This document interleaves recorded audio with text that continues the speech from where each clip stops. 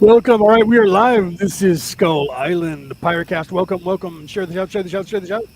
Miguel will be back in a second. He had to go and do something real quick, but he'll be back. And Aaron's on here with us. And here we are on Wednesday. And what episode is this? We're 15 now, The Aaron? 15th episode. Absolutely. Hello, All right, Mike's folks. back. Good, good. Welcome, everybody. Episode 15. Where's Norma today? Is she the one that's She's scouting out? coming. Yeah, she's coming. She'll be here in a minute. She's scouting the truck. It's All right, crazy so around the today house is the now. law of correspondence. That's the macrocosm, the microcosm, and the microcosm of the macrocosm. And we're going to be talking about that today. Now, some of you out there know that I was in the hospital over the weekend. Some of you don't know that I was in the hospital over the weekend. And I'm going to explain to you I'm going to tell you guys my story and what happened, which also has to do with the macrocosm to the microcosm. So it plays in perfectly to the title for today's show. So about a month ago, I ended up with a callus on the bottom of my left foot. Know that I'm type 2 diabetic. So I didn't notice that the callus was there until it was infected. So once I started healing that infection turned into a ulcer on the bottom of my foot. That ulcer was doing fine and I was healing it just fine until last week at this time. Actually, it was Tuesday of last week. And then I got something in it. I was stupid enough to get out of the shower and not put a sock on. And I walked into my bedroom. Something got in it and I irritated it, I'm pretty sure. So my foot swelled up a little bit. By Wednesday, it was swelled up a little bit more. By Thursday, it was swelled up a little bit more and it was red. And so I decided to go to the hospital, the emergency room. They took x-rays and it had gotten down close to the bone. So they were concerned that I was going to lose half of my foot. They were going to have surgery and take my foot off, half of it, the toes and the knuckles behind that. So apparently, though, I had a blood infection that they weren't sure if it came from my foot or what, because the blood infection and the infection in my body was a little bit more advanced than what should have been looking at my foot. So it kind of baffled doctors as to what was going on. So now, mind you, my brother couldn't take my mother, so I had to take my mother with me to the emergency room, who has Alzheimer's, who sat with me for 8 hours, not understanding what was happening. And my brother and my nephew had to come and get my mother. And by that time, she was so confused, she didn't want to go with my brother. So my brother manhandled her into the car, people looking at him like as if he was kidnapping my mom. He got my mom home and she was out of her mind, didn't remember my brother, and would refuse to go to sleep. So during the day on Thursday, while I was admitted to the hospital and worrying about losing my foot, my mother and my brother was staying up. Now, my brother has congenital heart disease and his heart pumps at 29% of regular, and they're thinking about doing something, quite possibly even giving him a heart transplant. So this was a lot of stress on my brother. And with me being in the hospital, I was under a lot of stress, not knowing what was going on. I was trying to FaceTime them. Things got worse. I was coming under attack, and I realized that I was coming under attack, and I'll show you as we go on, as the days progressed. That was Thursday of last week, okay, that I went to the hospital. So Friday, Saturday, Sunday, Monday, Tuesday, I was able to come home. Let me explain to you what exactly happened in that time period. So my mother doesn't know who my brother is. She's telling him to get out of the house. I'm watching on FaceTime. She's hitting him with her cane. She's chasing him around with anything she can. He's taking everything from her. He's freaking out. I'm trying to calm him down. I know that there's an attack going on, but my brother is not awake enough to understand that, nor is my mother, nor is my sister, Deborah, who was also trying to help. So she couldn't get up here to take care of my mother, who my mother would remember because she comes up once a week. My brother was not around as often. So now when I get into the hospital, like I said, I have a blood infection. I have, this foot that they're thinking about they're going to cut off. And then they start up with putting IVs in me. Over the course of 5 days, I had 6 different IVs put in me, 3 of which were ripped out of my body, 2 of which failed, 1 of which popped out of my skin because my body refused to hold on to the tape or the needle itself that was in my arm. In people trying to put IVs back in my arm, I was in one setting, I was stabbed 5 different times and they couldn't get the needle into any of my veins. Wow. So they had to get somebody else. I still have the bruises. They put one above my fold in my right arm, and eventually it blew out into my tricep and started pumping all the fluids into the muscle tissue of my tricep. They took blood out of my hands, out of all my fingers, out of the back of my hand. I eventually had an IV ripped out of the back of this hand, an IV ripped out of the back of this hand. All these things were mishaps by people that normally you wouldn't have something like this happening. And it was happening, right? So it was incredibly insane. I was also going through DTs. So they were giving me medication for DTs. Now, I also take vitamins that interact as a mild antibiotic. So the second they opened up my body to do surgery on my foot, I got C. diff, which is the most aggressive strain of infectious diarrhea known to mankind. It can kill you. Wow. If you don't have strong antibiotics immediately. So I was quarantined in the hospital, like as if worse than a COVID patient. I ended up having my own room, and they had to put on hazmat gear to come into the room, and had to throw all the hazmat gear away. And the room was reverse osmosisly pressurized, so that when you walked in the door, you were hit with a wall of air that sucked all the air into the room. So none of the air that was in the room got to the people in the hallway, and it got filtered out. So it was kind of cold in there, even though the heater was on. That was insane. So then I'm on because I'm type 2 diabetic, I'm supposed to be on a diabetic diet. The food they gave me in the morning changed my blood sugar level to 186, which at 200, most people either go into a coma or stroke out.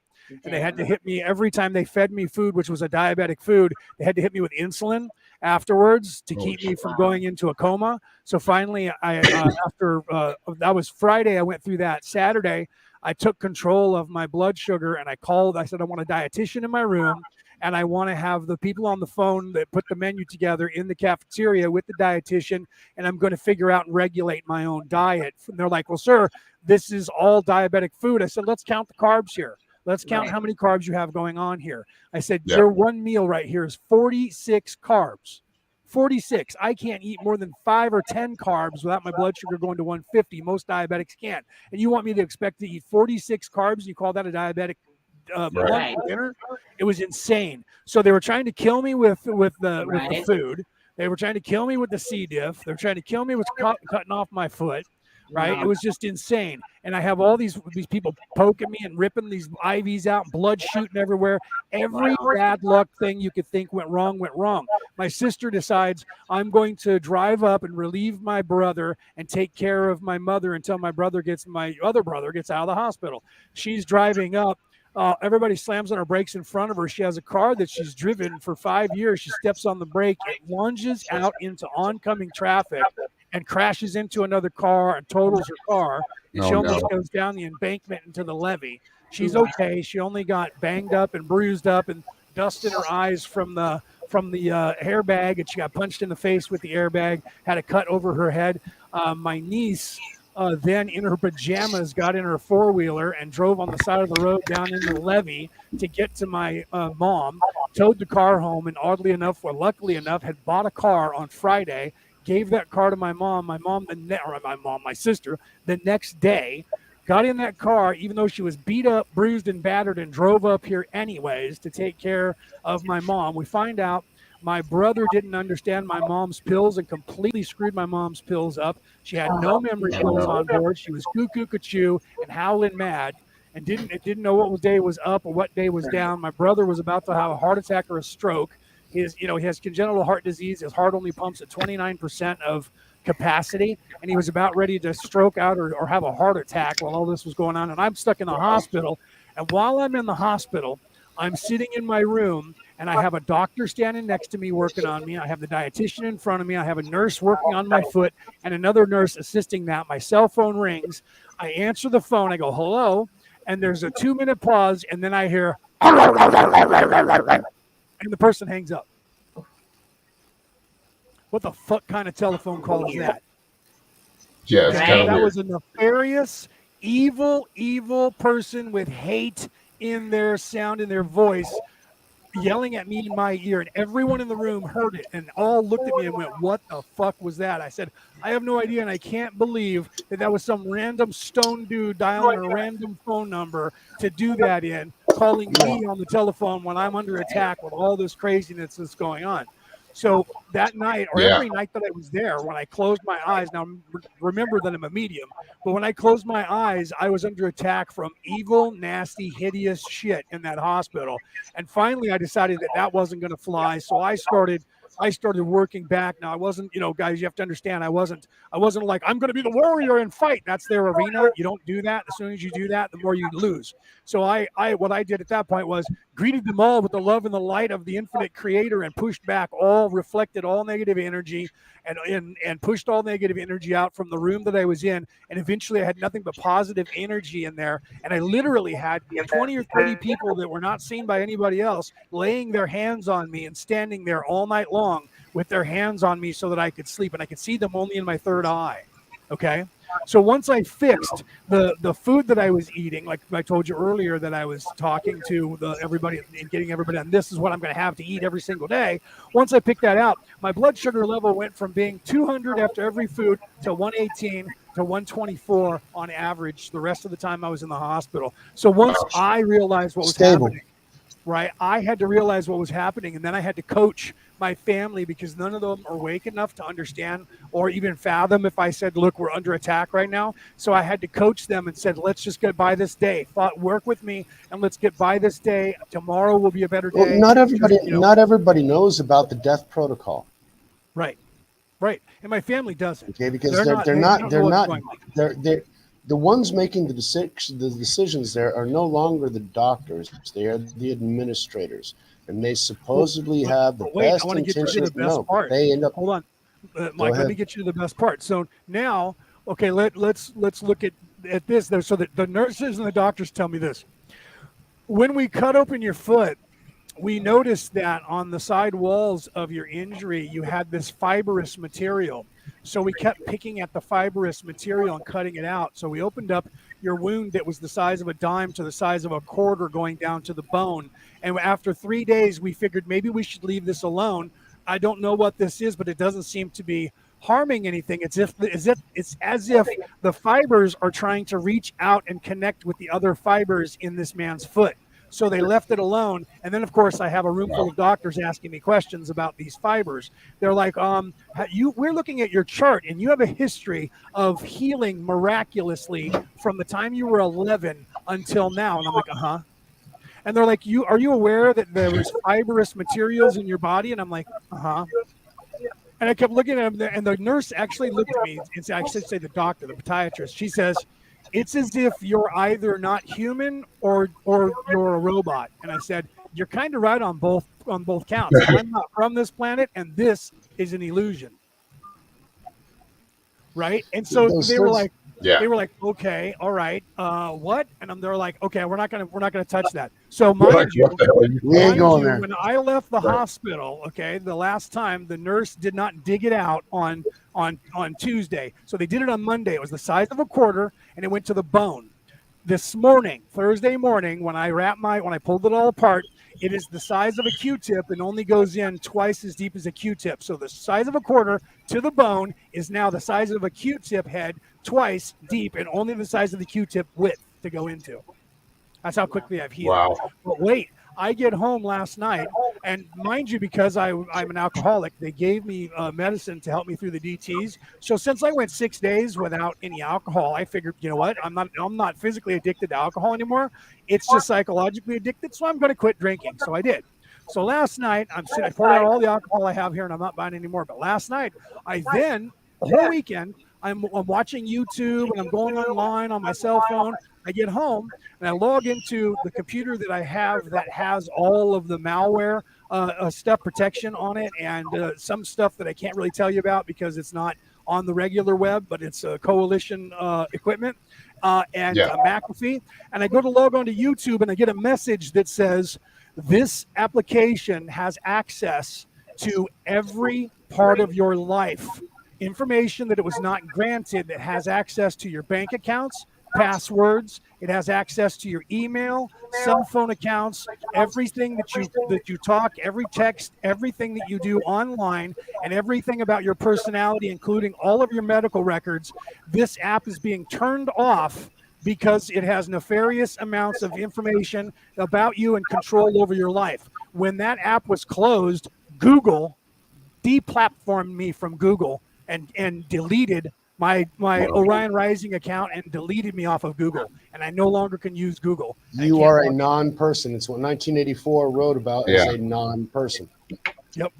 Yeah, So right now that's- I can go to Facebook and I can mess around on Facebook and I can watch videos, but I no longer have access to my account. I cannot on my phone. I can't. When I press the Google app, it comes up. I'm sorry, the information. It says the email address attached to your account with this device has broken the terms of contract with Google, so you have been removed and deleted from all Google products because I limited their access to everything, to all of my personal information that I did not give them credit.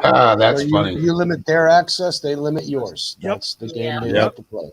And that happened after I got home. So that means that somewhere between the time I left and somewhere between that time and the time I got home, because I was on that computer the night before. So somewhere between last Wednesday and this Tuesday, that application dug deep into all of my personal information, and it was caught. The second I logged in, all of my defenses said, this app is being closed because Google has now basically taken control of your life. Done deal. Yeah. So my place to That's entire crazy archive that it's gotten to that point. of Orion Rising is deleted. My Orion Rising account and all of the videos are now gone off of YouTube, and I can't even log in. Yeah, and I can't go. I can't even use Google search now. I can't log into it unless I go to the internet on something else like DuckDuckGo and then look for Google. Then I can use a Google search. But what the fuck would I do that for?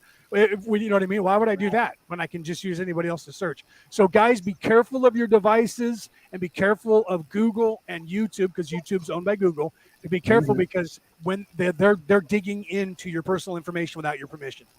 Everything. Of course they are. Yeah. They have been for a long time. That's why they were set up. Yep. You know, like I was saying before, the FBI doesn't even do profile searches anymore. They don't call your neighbors. They just go onto your Facebook page and find out who your friends are. They check out your friends and they find out what the highest probability of, and then they do a search on those specific ones that they already got the information that you gave them. Yeah. You know, and Google, every time you go on there and say something. With everything that was going on, my brother almost died. My mother almost lost her mind and ended up in a booby hatch. My sister almost died in a head-on collision. You almost lost your foot. Off my foot. I almost died from fucking poisoning. I'm on 2 antibiotics that I have to take 4 times a day for 14 days each. That is an attack. They found you and you are marked, and that's the problem. That is a serious fucking problem. But then again, you've been marked before because this is the they've first tried time to you've kill had. me. Yeah, this is just the 6th time they've tried to kill me in the last 15 years. Yeah. And that's one of the ones I know about. I don't know. You know, most of the time shit happens to me. I just go, wow, that was close. Wow, that was We close. all have problems in life where we go, fuck, I should have died just then. Wow, okay, we're cool. Right? Yeah. I mean, that happens in life, right? So I never think anything nefarious till psychics go, no, that was an attack, bro. I know this one. I see the earmarks. You don't come home and get deleted from the internet, get deplatformed. No, but it's not just that. We could actually toss that up to your apps and your own defenses, and it's quid pro quo. You took them down, they take you down. But the big thing about it is your sister, your mom, your brother, they're all getting hit at the same time. Why? Because we are in the Antichrist age. Yes, the demons are being let loose. This is the end times. This is the rapture coming. This is whatever you want to call it. The demons are being let loose, and they are doing, their coordinated attacks on the targets that they set forth. We saw this, for example, I'm with you guys on YouTube, and my channel's, grown on YouTube. I started out on Rumble because I never trusted them. Actually, I did. Right? Yeah. But there's no traffic over where I was. So if you don't are doing, everybody's going to leave them like they did MySpace when they went to Facebook. Yeah. Well, actually, here in Brazil, they went to a Google platform, which is called Orkut. Okay, so when they started Facebook that one up here in America, but then they closed it. I remember I was starting to move my shit over there, and then Google shut it down. They shut it down because Facebook was. When Facebook first started up, I opened up a Facebook account, got banned from it because I'm not woke enough, and the majority of my Brazilian friends were still on Orkut, so I was there. And then little by little, they started migrating over to Facebook, and I'm like, well, fuck, I got to start up another account. Right. That's what happened to me too. I was on MySpace. and then everybody went to I also have Facebook. MySpace. Yeah, that's what I I was remember on. when Facebook MySpace. first started, and it was just pictures of naked chicks, and you just swiped left or right. And said, Well, that's nice or not. Yeah. that sounded like Minds in the beginning, Yeah. but that's improved over time. I hope. I'm over there as well. Every platform that comes up. I mean, what there was a virtual reality. There were 2 virtual reality simulations that started. Oh no, Close to Denise, 10 to years answer your ago. question, no. That's she said, "Oh my God, can you ever get it back?" No, it's deleted. It will never come back. Orion Rising is Yeah. now off air on YouTube, and all of the videos that were there. It's a good thing. Well, I have them all on my own computer. Hard drive. Well, create a page on Rumble, just like I did. Well, I can go back in and create a new, but why would I do that? I can create a new No, account if I you- wanted to on no, Google don't and create then it. start a new. Why would I do that? Because they would just You don't know try to gain more why. access again. Don't do Yeah. don't do Google again. You go to their competitors. Yeah, I have an So, account on Rumble and I have an account on BitChute, so I'll start looking There you into go. ramping those up and then going live there as well as Facebook, because Facebook's probably next. Okay. Yes, it is. Yeah. I'm going to get deleted from Facebook probably next, and this will all be on Rumble and BitChute and a few other places, right? Yeah, it's like yeah, you well, we all over go- the place. I mean, it sucks everybody's because migrating. you spend a lot of time building up an audience or people that want, Right. a following of people that want to actually, to dig your content, and then they basically try to erase you, but it's just erasing you off their platform. And Well, that's the whole here's thing. the way I we're look at it. actually- I'm transitioning more into doing speaking engagements, anyways. So you know what? I'll be speaking, and they'll be playing it on Facebook and YouTube, so you guys will be able to see me on like now. Right now, this is Aaron's show, so he's broadcasting it on YouTube, right? So that's the way it'll happen. I'm going to be on, but it's not going to be me logging on anymore because that's gone. Yeah. So we don't have Orion Rising on Friday nights anymore. No, we still do, but it's just now going to be on Facebook only and not Facebook. Only on Facebook and not YouTube. Okay. Yeah. Okay. Until further notice, until I ramp up another platform, and then I'll get it on Rumble afterwards. Once it's. Well, I'm starting to do that. I was doing that before. There's a few up there, but I think I have to pay Rumble, or is Rumble free? I think you have to pay the month. Yeah, it's like a $10 a month fee. For live, you have to pay for Rumble, Yeah. but if you upload the video once it's done, it's free. All my stuff is free, and that's what I'm doing with my lives from YouTube. Yeah, I so download the I'm lives. gonna start. I will be posting in there, so you guys just know. And then I'll upload. What I'll do is I'll start sharing it on Facebook in case you guys don't want to be on Facebook. Those of you who are on YouTube listening now and you don't like Facebook, unfortunately you'll have to go and get it off of Facebook. But I'll put the link there so you can be off of Facebook and back over to Rumble. But I'll get that set up in the next week or so. Right now, I'm dealing with people wanting to come in house to check out my foot, and then wanting me to go. And I'm like, you guys don't understand that by Monday my foot's going to be healed. Right. Yeah. I'm healing so fast that That's maybe by awesome. tomorrow when they get here, it'll be healed. Okay. So tomorrow they're like, I want to make an appointment to come and check you out tomorrow. I'm like, okay, come on over. Do you have guns in the house? I'm like, that's a little bit personal. Why are you asking That's if I have weird. guns to come check out my foot? I really asked if you had I swear to guns or God, not. do you have guns? I said, why are you asking me if I have guns? That's personal. It's none of your business whether I have a gun. Yeah. Right. Which is like, well, some people just kind of leave them in plain sight. My guns, you wouldn't know I had guns had you not asked that question. Yes, I have guns. And I'm not going to tell you where they are because I don't know why you're asking that question. That's irrelevant. Right. I'm coming to check on my foot. I'm not loading my gun in the living room while you come in. Okay. Yeah. That would be like saying, do you have sex with your wife in the morning? What the fuck does that have to do with my foot? Right. Yeah. Do you have Well, guns? it depends on what you use your foot for. I mean, holy shit, man. I mean, it could get infected from some seriously funky shit. I mean, where have you been putting that foot, man? Right? I mean, seriously. But the gun question is just because they want to target and label. Why? Because their next objective is exactly what IBM developed for 1920s, Yeah, like 1930s. why is a hospital questioning whether I have guns? Because you're collecting the information for someone else. Exactly, because it's no longer medical. It's all about control. And to get back to, there's Santa Surfing did this whole thing on, she's up in Kent, or was it Polly? No, it was amazing. It was amazing Polly. She's up in Canada. I was tested for COVID, and they never told me whether I was positive or negative, which of course means I was negative. And as I'm getting ready to leave, just before I leave, the nurse pops her head and says, "Oh, hey, by the way, Leo, before you leave, do you want to get a COVID shot?" And I looked at her, and I waited about 5 seconds, and I went, "No," and just stared at her. And she was like, "Okay," and walked off. I'm like, Wow, they never stop. You know what? Well, they Kaiser, have the protocol. There's money Yeah, there's a in that. protocol they all have yeah, to follow. Kaiser, check this They out. all- Kaiser, when you go to the app, it doesn't say, have you got the COVID shot? It says, where have you gotten your COVID shot? Did you get it from Kaiser or someone else? I'm like, and I can't, and I don't answer that question because it doesn't give me the slot that says either fuck you or no, I don't have the shot. Right? There's no Well, see, question. It doesn't say, do you want the shot? discrimination. No. Do you have the shot? That's No. It's where did you get your shot? It's yeah. insane. Why? Because they're already assuming a yes. Yeah. Now, the thing is that there are, for example, it was actually Amazing Polly. Wait, Denise said, "Can you go back, Mike?" And That's explain what the I'm. death That's what protocol? I'm. Okay. That's what I'm trying We to were on the same get page, to. weren't we? Yeah. Okay. Let me put the question up. There you go. What I found out was from Amazing Polly, and she connected dots. And it's not about the individual because the doctors don't have control anymore.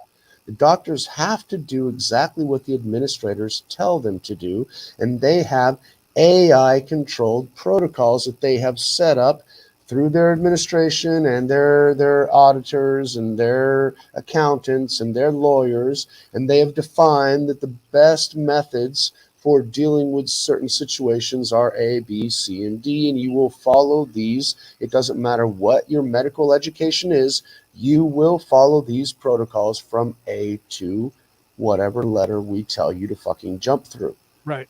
And so every hospital has these, and more they are controlled by administrators and not doctors. And so the doctors that have an opinion contrary to that are either shut down, silenced, or fired. Because you must follow the protocols. And some of these protocols have actually been and found. When Mike's done, I'll give you guys an example of that during COVID. Go ahead, Mike, continue. Let me know when you're done and I'll give them the example. But that's about it. Why? Because you make money when you give them the test when they come in, because if you are treating a patient with, and I'm not going to mention that too much because I don't want to get this channel marked for the he's talking AI. about the coop. Yeah, if you got the coop, right? If you got the coop when you get there, they get paid money. Yes, exactly. So they're going to give you a test. Because if you do, hey, ding, ding, ding, ding, ding. If you got a cold, if you got the flu, boom, that's cash money, baby. Yep. All right. And so protocol at that moment means you test the lungs to find out if they're able to breathe. If they're not, you toss their ass on a ventilator. Look what The Julie ventilators are set up. Julie said we get our shots from the bar, Jack. Whiskey and tequila really fucking work. Not me anymore, guys. Just so you know, I'm sobriety. I went 6 days. They gave me a medicine that helps with the DTs. So after 6 days, actually 3 days, you're no longer physically dependent on alcohol anymore. And then after 6 days, you no longer have any urges. It's just psychological urges from that point on. So I decided that I was going to take this opportunity when I came home to stay sober, and I poured out 2.5 gallons of alcohol, and I'm no longer going to continue drinking alcohol. However, I'm still going to smoke pot. So first of all, congratulations, because we went into Lent, good fucking luck with that. I started having withdrawal. I didn't realize that I had DT. Holy fucking shit! So I got to get a handle on this crap. But right, yeah. So I get you, buddy. I'll be there soon.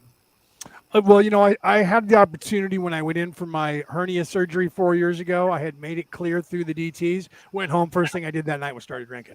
Right. And so this time I said, I'm not going to do it. I promised myself when they said that those are our spirals. Those are our personal spirals. It's what we do. It's our coping and healing mechanisms that we do. It's that shedding of the old self and the awakening of a new self. It's being able to say, this is what I was. What I was is killing me. So I need to stop being who I was and be somebody who's not going to fucking kill me. Right. Julie said, I said that in jest. She said, I said that in humor. I haven't had a drink in 6 years, right? Or in years. Way to go, Julie. Right. And I'll be with you now. I mean, I did the same thing with smoking, but I'm joking. Drinking, I'm joking my ass off, but I mean, much. I'm joking my ass off, absolutely. But I will tell you, when I had a cold or a fever or something else, a shot of fucking tequila will clean your fucking system. Out. I would use whiskey. My grandmother, who never fucking drank, had a bottle of whiskey in the cupboard. Why? Because when she had a sore throat or something bothered, she gargled with whiskey and then she'd spit it out. I'm like, what are you wasting the whiskey for? Fucking drink it. And that's sacrilegious. What are you doing? The fuck? That's alcohol abuse. For crying out loud. That damn straight. But she would spit it out because the whiskey actually killed the bacteria and everything else that was bothering her in her throat. And so she used it for its original purpose, not ingestion, which is, woohoo, I'm feeling better now. Life is good, motherfucker. That's why I drank it. That's why I fucking drink. You know, bottom's fucking up, feel man. good, baby. So, I wanted to point out that one of the other things I wanted to point out. Well, first of all, how does this tie into? Let's get back on topic, right? I know I was telling you guys where you're going, but there's a reason why the story ties in, right? There's a reason why the story ties into the correspondence, and that's the macrocosm to the microcosm, the microcosm to the macrocosm. So you could see that the struggle that I went through with my family was the microcosm to the macrocosm that is the struggle that we're all going through as a collective consciousness. Right, it's the Kali Yuga. This is the Kali Yuga. You guys need to understand that Kali Yuga, literally Yuga means time period, and Kali is destruction, right? So this is the time of troubles, the time of strife, the time of destruction, the time of Armageddon, the time of whatever you want to call it, whatever religion that it is. Jacob's Ragnarok troubles. in the Viking pantheon. It's all the same. It means chaos, turmoil. And if you look at the world, what's going on in the news, I don't know what to believe anymore, because I see the channels and they say that all this destruction is going on. And then when you go to YouTube and you look at the city that they're saying is under siege and you see it live, it's completely peaceful. And there's people driving around going to work. Yeah. Right. So which do you believe? Which is going on? And I honestly believe that has to do with which reality that you want to believe in. And this is the important thing that you guys need to understand here, is that the choice that you make. And when we said this before, and I'd said this before, that everybody has a choice to make. What you need to understand is it's the matrix choice. It is, do I believe that this matrix is real and that all of this destruction is what's really happening? Or do I believe that that's not real and that there isn't all this destruction? Well, I can see it right in front of my eyes on the news. I can also do that if I turn on Star Wars. That doesn't make that universe real and happening right now. But you know what? Sometimes the Star Wars universe is more real than this one. I would almost wager that it is, considering where we're supposed to be in our development. We're not gonna go there exactly. However, one of the things that I do want to mention is, just because you don't believe it's real doesn't mean that it isn't. Right. Just that because you believe that the bullet that's being shot at you, and if you're in downtown Chicago, there's no bullet there. No, my heart just didn't get shattered. No, I'm still. It reminds me of that Monty Python and Search for the Holy Grail.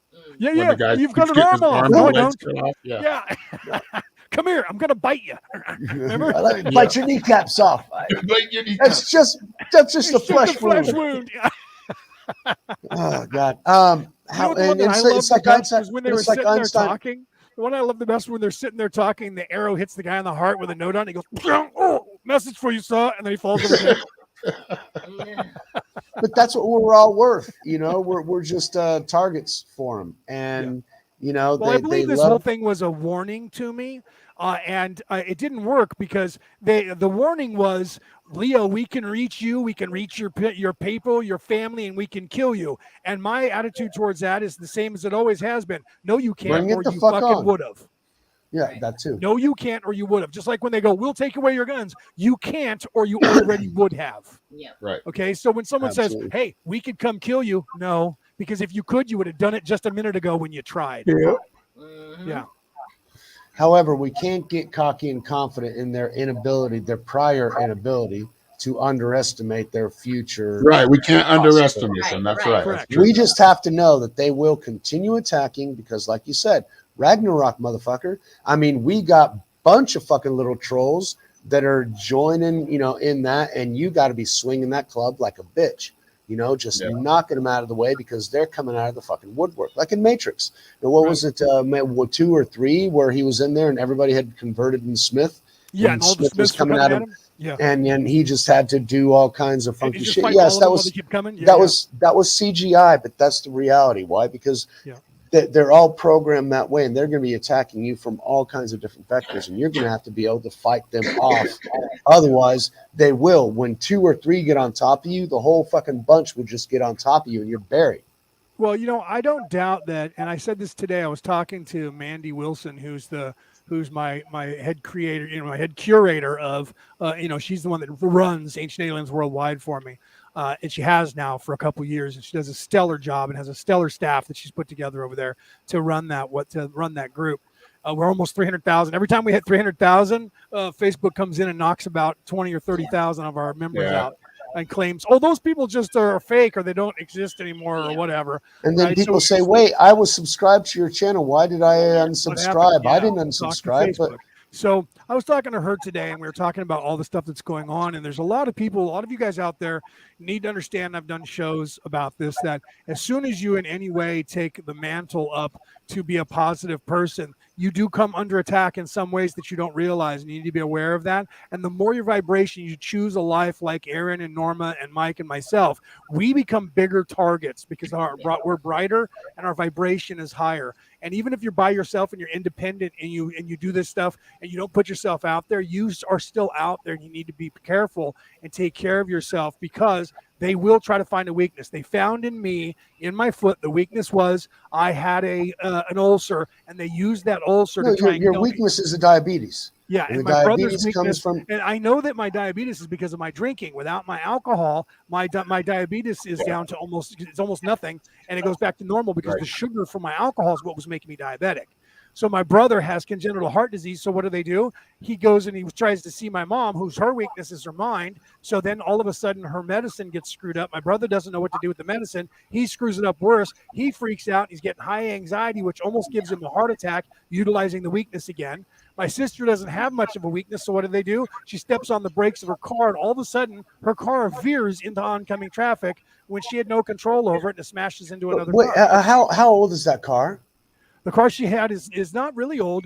I mean, it's not brand new, so it's probably 10 or 15 or 20 years old. But yeah, you would think if the brakes were going to fail. 20 years. No, but see, one of the things is we have, those automatic adjustment algorithms that are in the drive.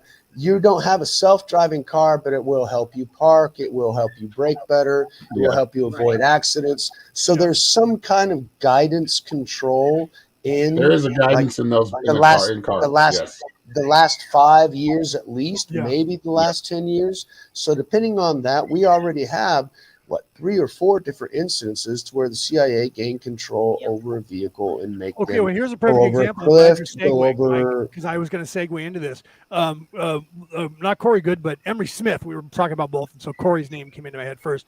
Emery Smith, when he told his story about different things happening to him, he said he was driving, and he said that the CIA took control of the driver who was coming. They were on a one-lane going, one-lane coming, windy road in the mountains. And he's driving along. He's paying attention. He's just driving. And all of a sudden, he kind of looks over and he sees, as he's coming around the right-hand corner like this, he sees the driver looking at him. And then all of a sudden, the driver's eyes go like a deer in the headlights. And the driver turns into him and floors it and hits him head on. They almost killed him. They tried to murder him, and he knew when he saw the driver's face that the driver was not in control of his own faculties. They took control like Smith would, like Mike talked about before. Took control of him, but he didn't morph into Smith. But basically, they took but mentally he did. Yeah, mentally he did because he was. But mentally he was not under. I mean, that's MK Ultra. They've been doing that for since the 60s. Yeah. All right, mid-60s they dominated. Because she knew she was cognitive. She knew she didn't turn the wheel. She just hit the brakes and the car went over to the left. But that's what I'm saying. There are other things. She didn't hit the car head on, and if that car hadn't been there, she'd have gone off down in the embankment and probably would have died. So she hit the car broadside like this. So she actually, so if you look at it, she actually sideswiped the car. Because I saw a picture of the car. And it kept. Well, that's her guardian angel. From dying. That's her guardian angel. Yep. The moves and counter moves. Yep. And here's the Why? weird Because thing. they put somebody. But see, that car had to be there beforehand. They had to know about that and place it there beforehand to make sure it would be there at that time to stop her. To save her. Nobody got hurt. The driver of the other car got in my sister's car. And because they said, let's get this car off the road. It's blocking traffic. So my sister jumped in it. They said, we'll push you. The driver of the other car jumped in the car with my sister. And they pushed the car off the side of the road. And that's, I mean, you know what I mean? You just got in a wreck with somebody. They're like, here, let me hop in the car with you. Yeah, but that's, right? They're hanging out together as they pull over good to souls, the side of the road. good souls do that. Good souls do that because we mirror things. And so just like the deviant think that everybody, the thief thinks that everybody's a thief, and a murderer thinks that everybody's a fucking murderer. But somebody who's a kind and gentle soul believes that everybody else is also a kind and gentle soul. And that is where many of our problems lie, because there are many that will just take advantage of that. Look at this question. I was just wanted to ask, will I know if I'm under attack? Yes and no. Sometimes you don't. I was unaware you don't recognize it. I was under attack. So you have to recognize it. Yes, and you have to know that you're a target, because sometimes you don't even know that you're a target. Correct. They'll hit you and you have no fucking clue. Yep. Because it's not, they're working within the matrix. So it's not blatant and obvious. It's not something that stands out at you. Oh, this motherfucker's coming at me with an AK-47. He's going to shoot me. Oh, this guy is coming at me. He's looking straight at me with a knife. He's going to try and... No, they come at you when you least expect it, in times when you're most vulnerable. To exploit something about you that is and weakness. They try and create that fear because they feed off of that. And if they can get you in your most fearful moment, that's actually ecstasy for them. So whenever, Yeah, it is. They feed off that. That's good energy to them. Now, when this happened to me, like I said, the doctor came in and said, you have a blood infection. Now, the weird thing is, I know of 4 other people here in California that have for no reason, a blood infection they have no idea where it came from. The doctor said to me, the infection that's in your blood shouldn't be from your foot, because that literally we can tell just started 2 days ago. Yet you have an infection that we have no idea how it got there. We're going to assume that it was in you. And see, here's the thing. When I had the infection in the cyst in my armpit, 3 days, again, 3 days, it was septic. Again, my foot, 3 days, and it was septic. So I knew, because of the signs, that what happened was they accelerated. They used my foot, and they accelerated the nefariousness of the injury in my foot and made it spread throughout my system, which would normally take like almost 20 days to happen. They made that happen in 3 days. They accelerated it. They used that and exploited it and made it worse to try and kill me. Do you understand? And they did that once before, and that's why I understand that it's an attack, because it has happened to me before. I'm not prone.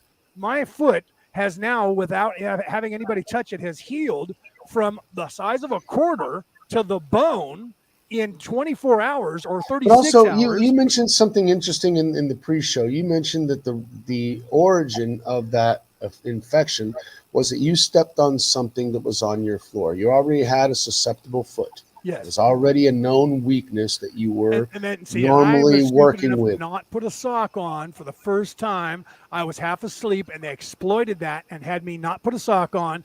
Then I stepped on something, and it infected my foot. Absolutely. What is that something you stepped on? And that it looked like lint. There was a piece of dirt, lint, and it looked like maybe a piece of full of germs that just need to stick where they need to that happen to be sitting there. Yes, absolutely. Yes. And that's how those attacks happen. So you can't necessarily recognize them because they're not that obvious. Sometimes you can, but a lot of the times you won't. Sometimes beforehand you can see the trap and try and avoid it, like Leo said before. Yeah, the first step in avoiding a trap is knowing of its existence. And I was half asleep, not paying attention. And when I stepped on it, I went, "Ooh, ow!" And I sat down and I put on my glasses and I turned my foot around and I saw it and I was grabbing at it with the tweezers. And so I said to the doctor, maybe I scraped something. And when they looked at my foot, here's the thing. When they opened up my foot at the hospital, they said, "Wow, this is really clean. You've been taking a really good care of this. What have you been doing?" Okay, so that's what they said to me. So it wasn't like they opened it up and went, "Oh, dude, here's your problem right here. You're a mess." It was, "Wow, this looks really clean. You shouldn't be infected." That's what the doctor said. Wow, man. Yeah, I'm glad you're getting better, though. Yeah. And that is, I know I've dealt with it. You dealt with it just a month or so ago with your eye, remember? Yep. And then here, check this out. I forgot that. While I was in the hospital, I'm sitting there and I wake up in the morning, and that was when I told you, I don't know if I told you that. Maybe I didn't tell that on air. When I closed my eyes in the hospital, now you have to understand I'm a medium as well. And Aaron knows this because we've done medium work over the years. I closed my eyes and all I had was nefarious, evil shit trying to touch me and do harm to me. So I pushed out all negative energy from around me and put up a barrier. And later I had nothing but positive energy laying their hands on me.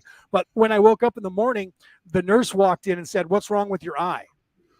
And I said, what are you talking about? And I had burst a blood vessel in the opposite eye from last time, but it was only minor. And she said after about a half hour, she could tell it was already going away. But she said, you Wow. burst a blood vessel. What did you do? I says, what do you mean? It's not like I'm bearing down to poop. I have water coming out of my butt.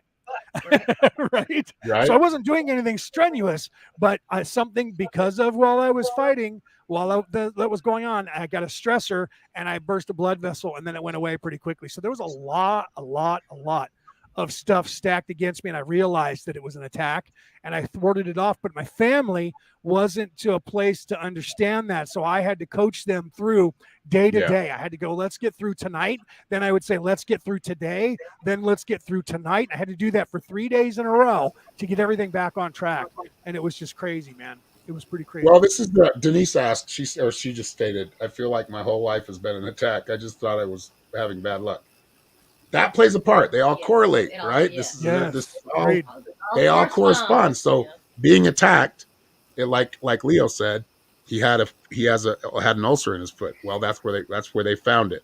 So all this shit is going on at the same time. So when you get sicknesses, yes, you're making yourself more susceptible by being a smoker or a drinker.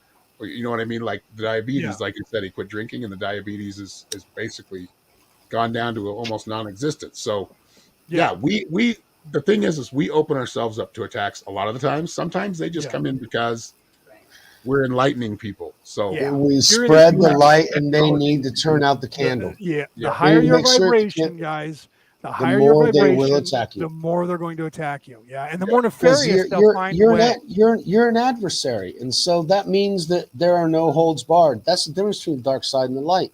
It's how you are known by how you treat your enemies. To them, they have no limits, and they will go to whatever means they need to eliminate their target.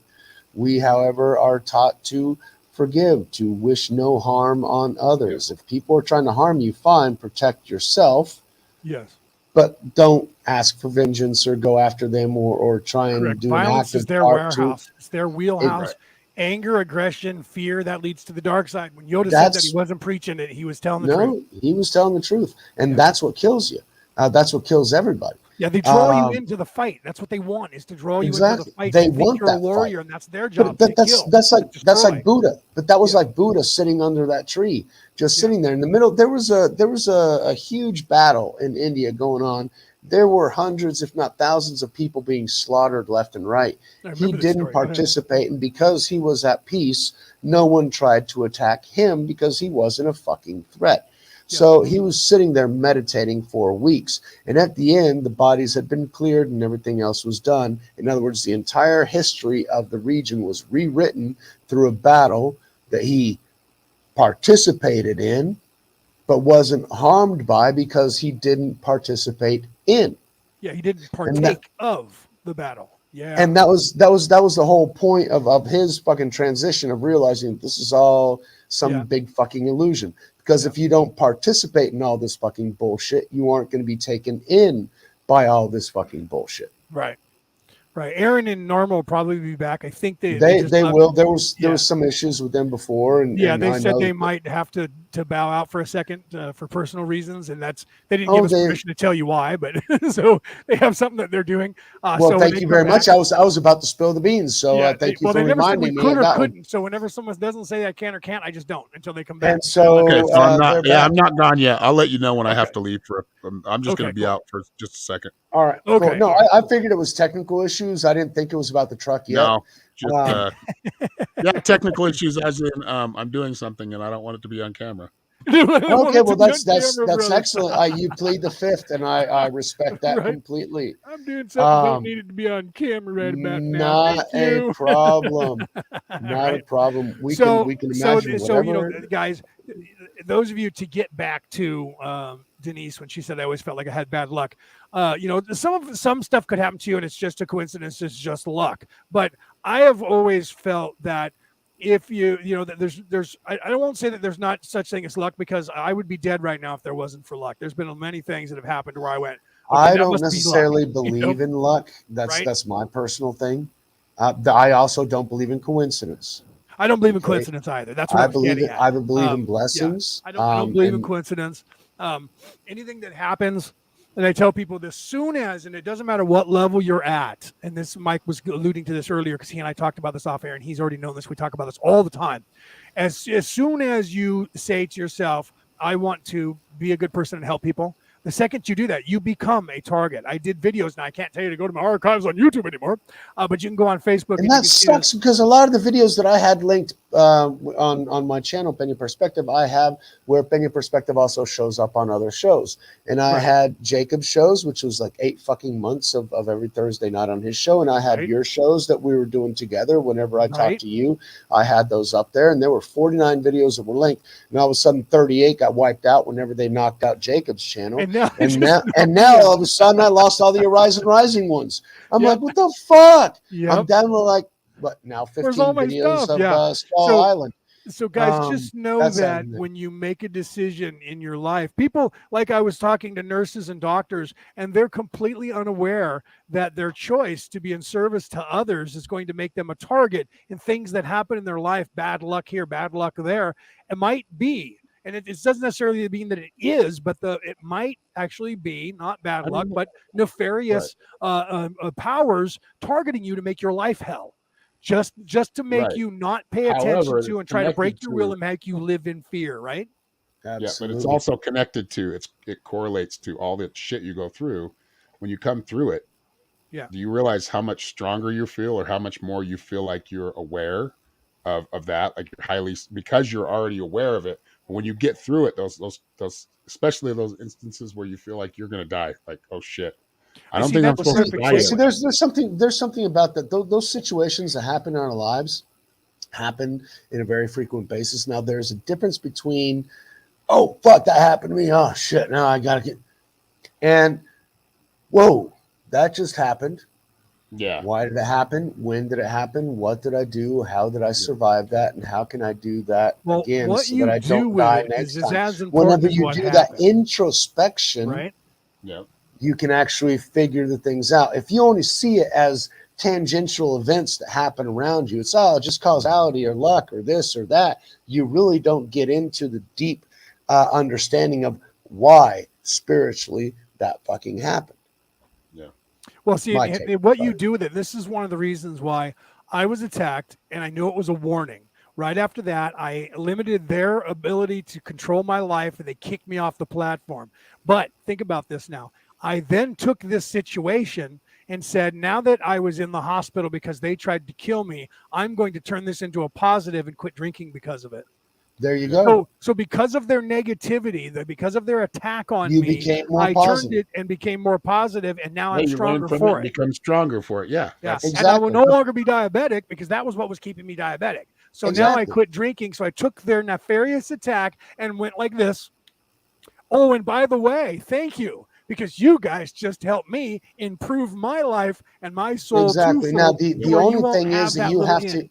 Yeah. You have to remember, you have to try and, like I said, the introspection part and find out, okay, why did you start to become alcoholic so that you don't fall into that trap again, because the need to compensate for something which the alcohol was allowing you to compensate for still needs to be filled by something. And so we need to find where that hunger is coming from in order to fix it. And that's where the introspection comes in. And I told Aaron this. We've had this conversation. I realized last year when I started smoking pot that the alcoholism was me trying to chase the pot high. And the second I smoked pot, I went, that's what I was looking for. I don't need the alcohol. This is what I want. Right.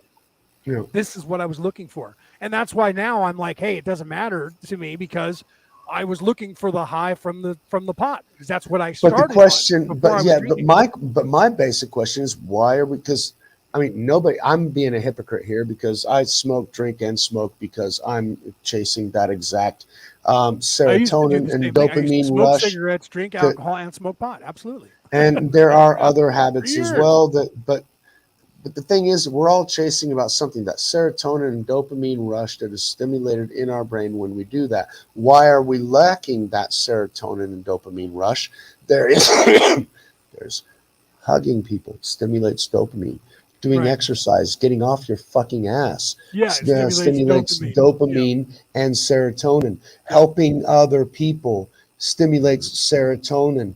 Being a useful part of society and feeling like you know, deserve something because you've helped so many others, being that yellow level of the Maslow and helping others and expanding, that stimulates the serotonin that helps us reach that green of respect and recognition of the effort that we did, because it wasn't really an effort. It was us trying to fill that void that we were filling with alcohol and drugs and whatever the fuck else stimulates serotonin and dopamine. And there's a lot of fucking addictions that do that. And the only way that we can actually find that is by through the introspection to find out what has been lacking in your life and how can you fill that void without these other crutches that have been allowing you to not focus on that inner void that you need to face in this life or in the next. But if you don't face it in this one, you're going to have to face it again.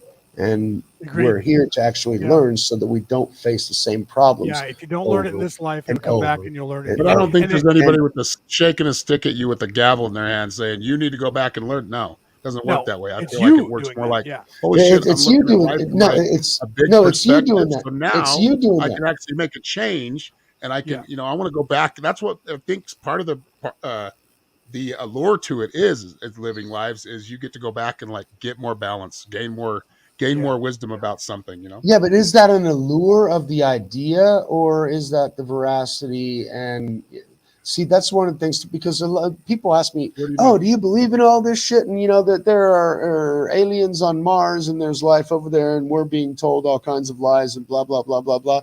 You believe any of this fucking shit? And I'm like, well, yeah, SETI tells me the probability of life existing outside this planet is huge. And the more we know about how life develops, the more we realize that it is much more probable than we ever assumed before. They are, but in the end, they are all intellectual exercises. But do I believe any of that shit's real? The only thing I know is real is this counter, this forest, and the peace in my household. But even that is ephemeral and can disappear in all the is blink mind, of an eye. brother. All is mind. Exactly. So therein lies the rub. How do you live life? How do you deal with all the externalities? We're in the middle of World War III. We're in the middle of spiritual attacks. The demons have been loosed on the earth. We have people in Washington that will do shit that third world countries did. They're throwing magnetized tags on your car whenever you fill up, because if you fill up, you got cash, or if you went to a mall and you bought something, they'll toss a little magnetized tag like a bat signal and shit. They'll track you to your house and they will mug you on the way into your house. All right. This is how bad shit is in the US. Yeah, you gotta be careful because you never know. This was on Marf. This was on Marf about 5 hours ago. Okay, this is actually happening in the US. And I'm like, been there, done that. Why? Because that's what they do in Mexico City. That's what they do in Colombia, in Bogota. That's what they do in Rio de Janeiro. That's what they do in Sao Paulo. That's what the third world, the developing nation, where people they're hungry and they need some fucking cash, and whoever fucking has it. That's third world mentality. That's survivalism. That's where we're not supposed to be at yet. That is where we are. Right. And we have to figure out how it is that this great nation got to that point. And we're about to have a financial collapse to where the dollar is going to be we're worth getting close. what a peso I'm is. surprised we haven't had one yet, but they're going to do it. It's going to be a controlled demolition.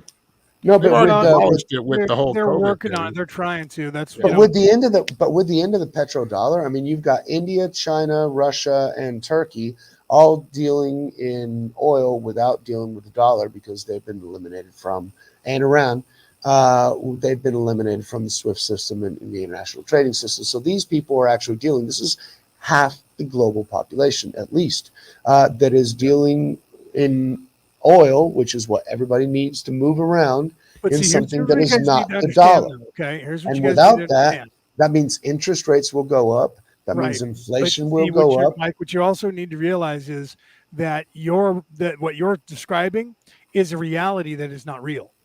Okay, so you guys need to understand this, that what you think is real is not. So everything you see on television is the reality they want you to buy into. Right. They want you to follow them down that rabbit hole and watch the American dollar and the petrodollar collapse and the society collapse, because then they can get you into that one world government. All of that is the illusion. Oh, take care of me, please. The system you have fell to around understand about that me. and Please give prepare me some money yourself so I can survive. and become spiritual and look within yourself so that you can rise up within yourself and free yourself, because they're pulling you down into this world that is on the television. And that, is that real? It is if you believe it.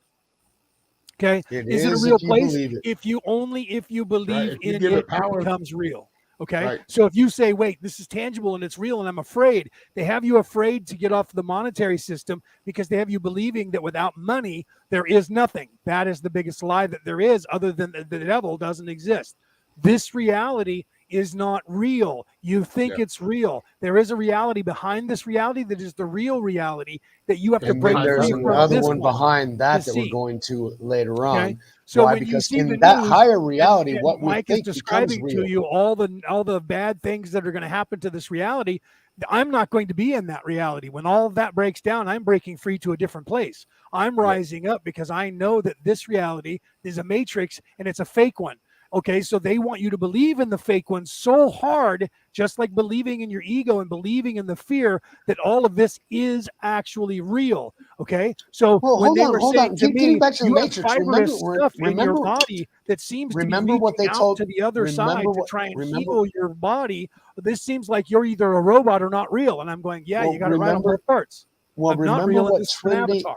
Remember what Trinity told Neo when he was going into the Matrix? She said, what happens in the Matrix happens to you here in the real world. If you die in the Matrix, you die here. Why? Because you believe it's real. You believe it's real. That's what and the instant that he Matrix.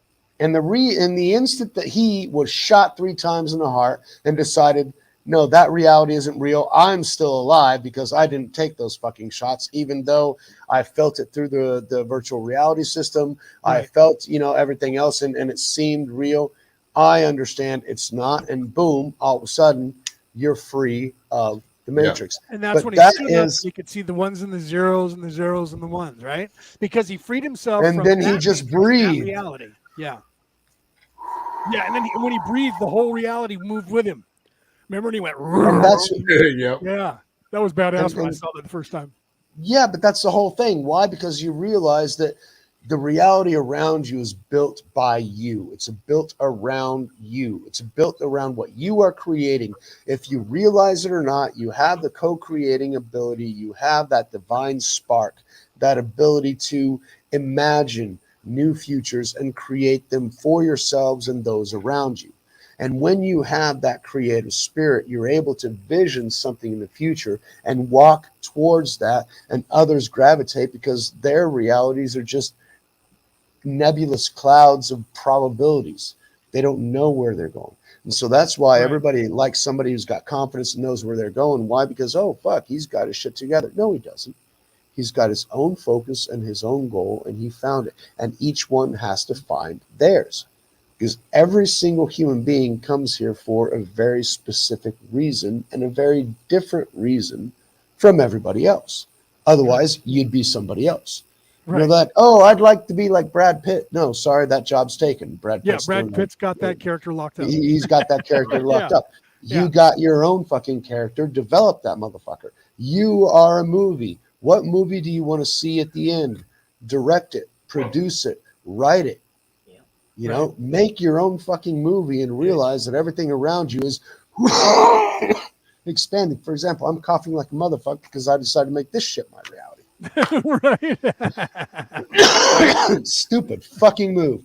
But hey, we write our own fucking reality. So yeah, that's and I like where Mike was quoting the Tao Te Ching. I love when he does that, when he was saying you need to make your reality real. I know you, but you understand the Tao. That's why when you, which is funny because Mike was like, but I wasn't trying, but it was the Tao. When the Buddha or the Tao, the ideology of those two are the ideology of your soul is stuck and how to get loose and how to get free and how to free your soul. And Lao Tzu said, that the person who can create an illusion and stick with that illusion over the illusion that is reality is the person who's going to find heaven, because you've created your reality and you're not looking at this reality and buying into it.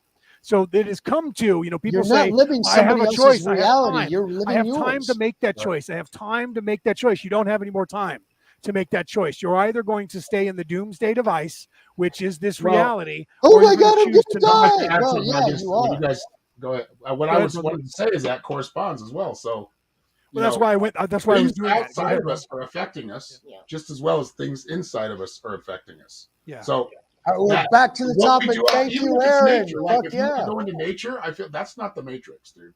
Right. If I go to nature and I connect with nature it, that is gives not you the a real matrix. Nature is the real nature. It's the real matrix. Go ahead, you bro. You can hear it. You can hear it. You can feel it breathe.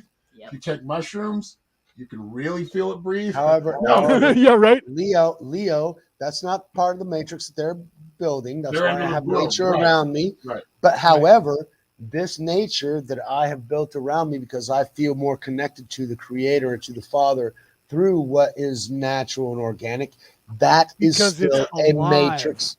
Because but that is also a matrix as well. That's his matrix. Right, but it's still part of the one that's supposed to be here. Yeah. It's the real one, but that is also a matrix. That's also a construct, a visualization of a quantum. Exactly, it's a quantum probability made real. That's because it's a quantum probability made real by your decision.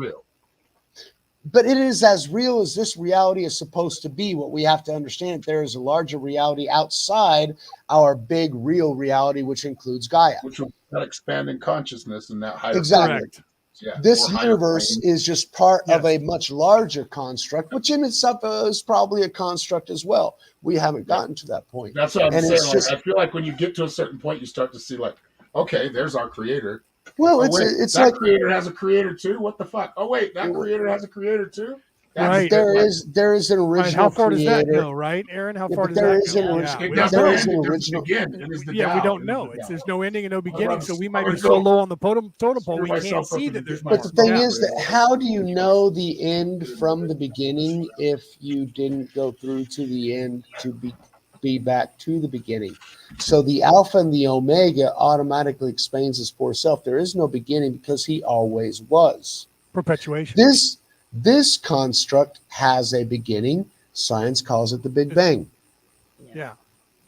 And this construct is the nefarious reality that is AI, that is hologram. That's the new construct that's being built to take us away from the construct that was built to give us free will. This entire universe was created so that free will might actually exist and our individuality might actually be expressed. Right. Those individual candles showing what light they have. Not understanding that the light that we have comes from the Creator, the Father himself, but is filtered through our own. So how much light you're willing to give depends on how much you give up your own filter and just let him fucking shine through. Right? But that takes a deeper understanding to where I am blocking out that light. I need to be less of myself and more of he who sent me. Right. And that's the ego being diminished so that you can then give over to that, right? Now, Norma hasn't said anything all night, and I'm please, surprised. Norma, come in. Yeah, I'm waiting down in Aaron's chair. Norma, she's been so patient and not saying anything. I know she's wanted to say something. I can see the look on her face, but she hasn't. I'm listening. I'm listening. I got actually a million conversations going on in my brain right now. Right. And so, I'm at my. We're at an hour. We're at an hour. So, Norma, let us know what's been flipping through that mind. Well, you've been listening to us for an hour, so go right ahead. Well, I think that you guys have done very good about it, because those psychic attacks are basically this stuff from the outside attacking you inside, right? It's still but it's still all your mind and how you conceive, your perception and how you of that play it out, and how you know what I mean, like how you react, how you respond, how you correspond with yourself, with the energy that's coming at you, right? And whether you choose to accept it or whether you choose not, or whether you fear it or whether you don't. Correct. Go ahead. Keep going. Right. Yeah. It all comes down to basically The more you know yourself, your mind, the more you know all you really need to know, right? That's where Right. you get that true, honest connection with the divine, with God, Right. right? Being Because objective about yourself and your reality, right? yes, Yeah. yep, Go ahead. yeah. So yeah, that's basically, I'm just was trying my best to like listen, like truly listen, because when you got too much going on in the brain, listening gets diminished Right. some. Well, Right. see, Right. that's the whole point of people say, oh, why does the creator allow all these things to happen? Because he's allowing free will to actually Yeah. reign, because that was the entire purpose of this creation. And yes, Right. That goes this back to what make Denise was asking here. I used to think that when I did something wrong, and that all these bad things were happening to me, right? it's Well, because you're actually a light and the evil is attacking you so that you will stop being the light. Yep.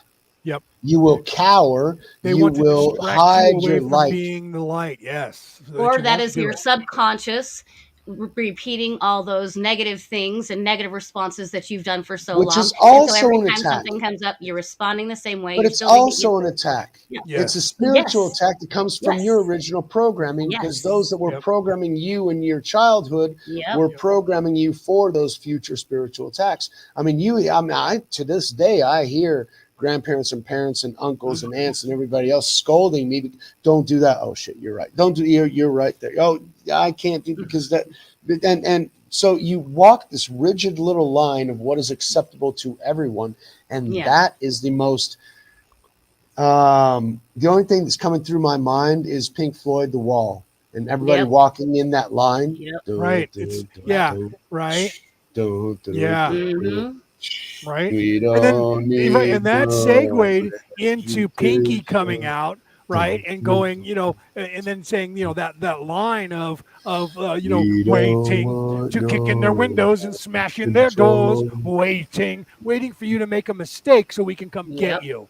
And that was Right. what that was about, waiting for you to be something different. That one You is were weak. immune. Get rid of him. And that one looks like a Jew, he says. Do you remember? Guards, get him. And that one, he's just funny looking. Get him out of here. And that was That was, mohawk, no, you got to shave that off. I You mean, gotta fuck that right. mohawk. You have no right Yep. to have a mohawk on here. This is Right. a family place. right. Yeah. Yeah. Yep.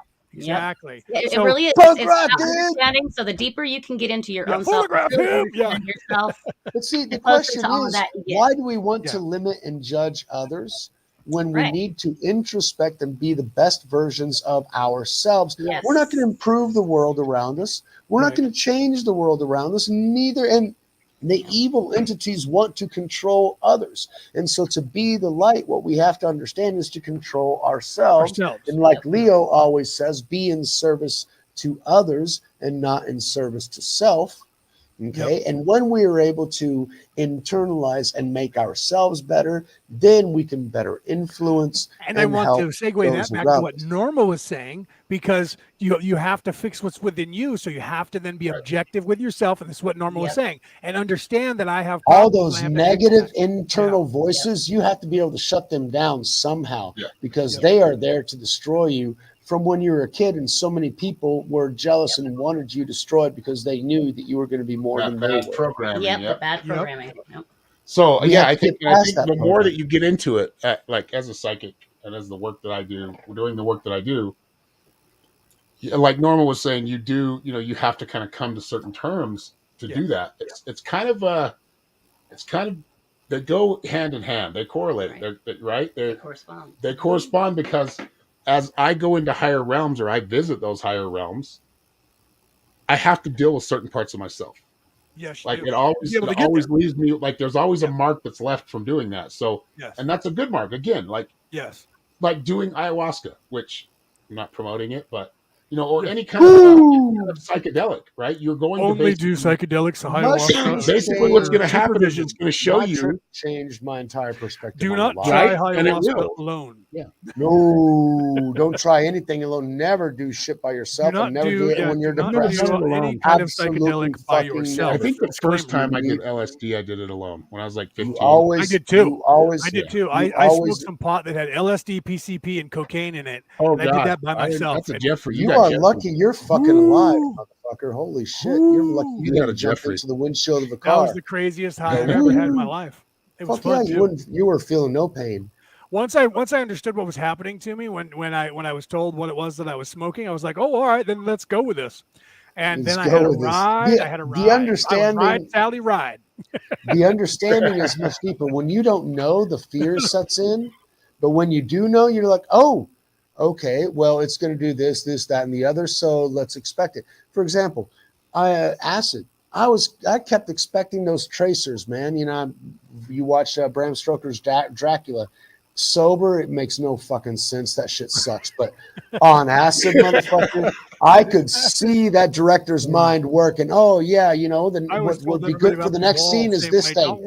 And he would do that. Sober, you're not going to get it. You need to be high to understand that. Holy fucking shit! I mean, Lucy in the sky with diamonds. I quit because Sergeant Pepper's too. Like any of the Sergeant Pepper's Lonely Heart Club Band. That you listen to that album. That entire fucking album was LSD and mushrooms, man. So if you don't understand those two, you ain't gonna get those fucking albums. Yeah, no joke. You'll get the rhythms and everything else, but you won't have that deeper fucking whoa.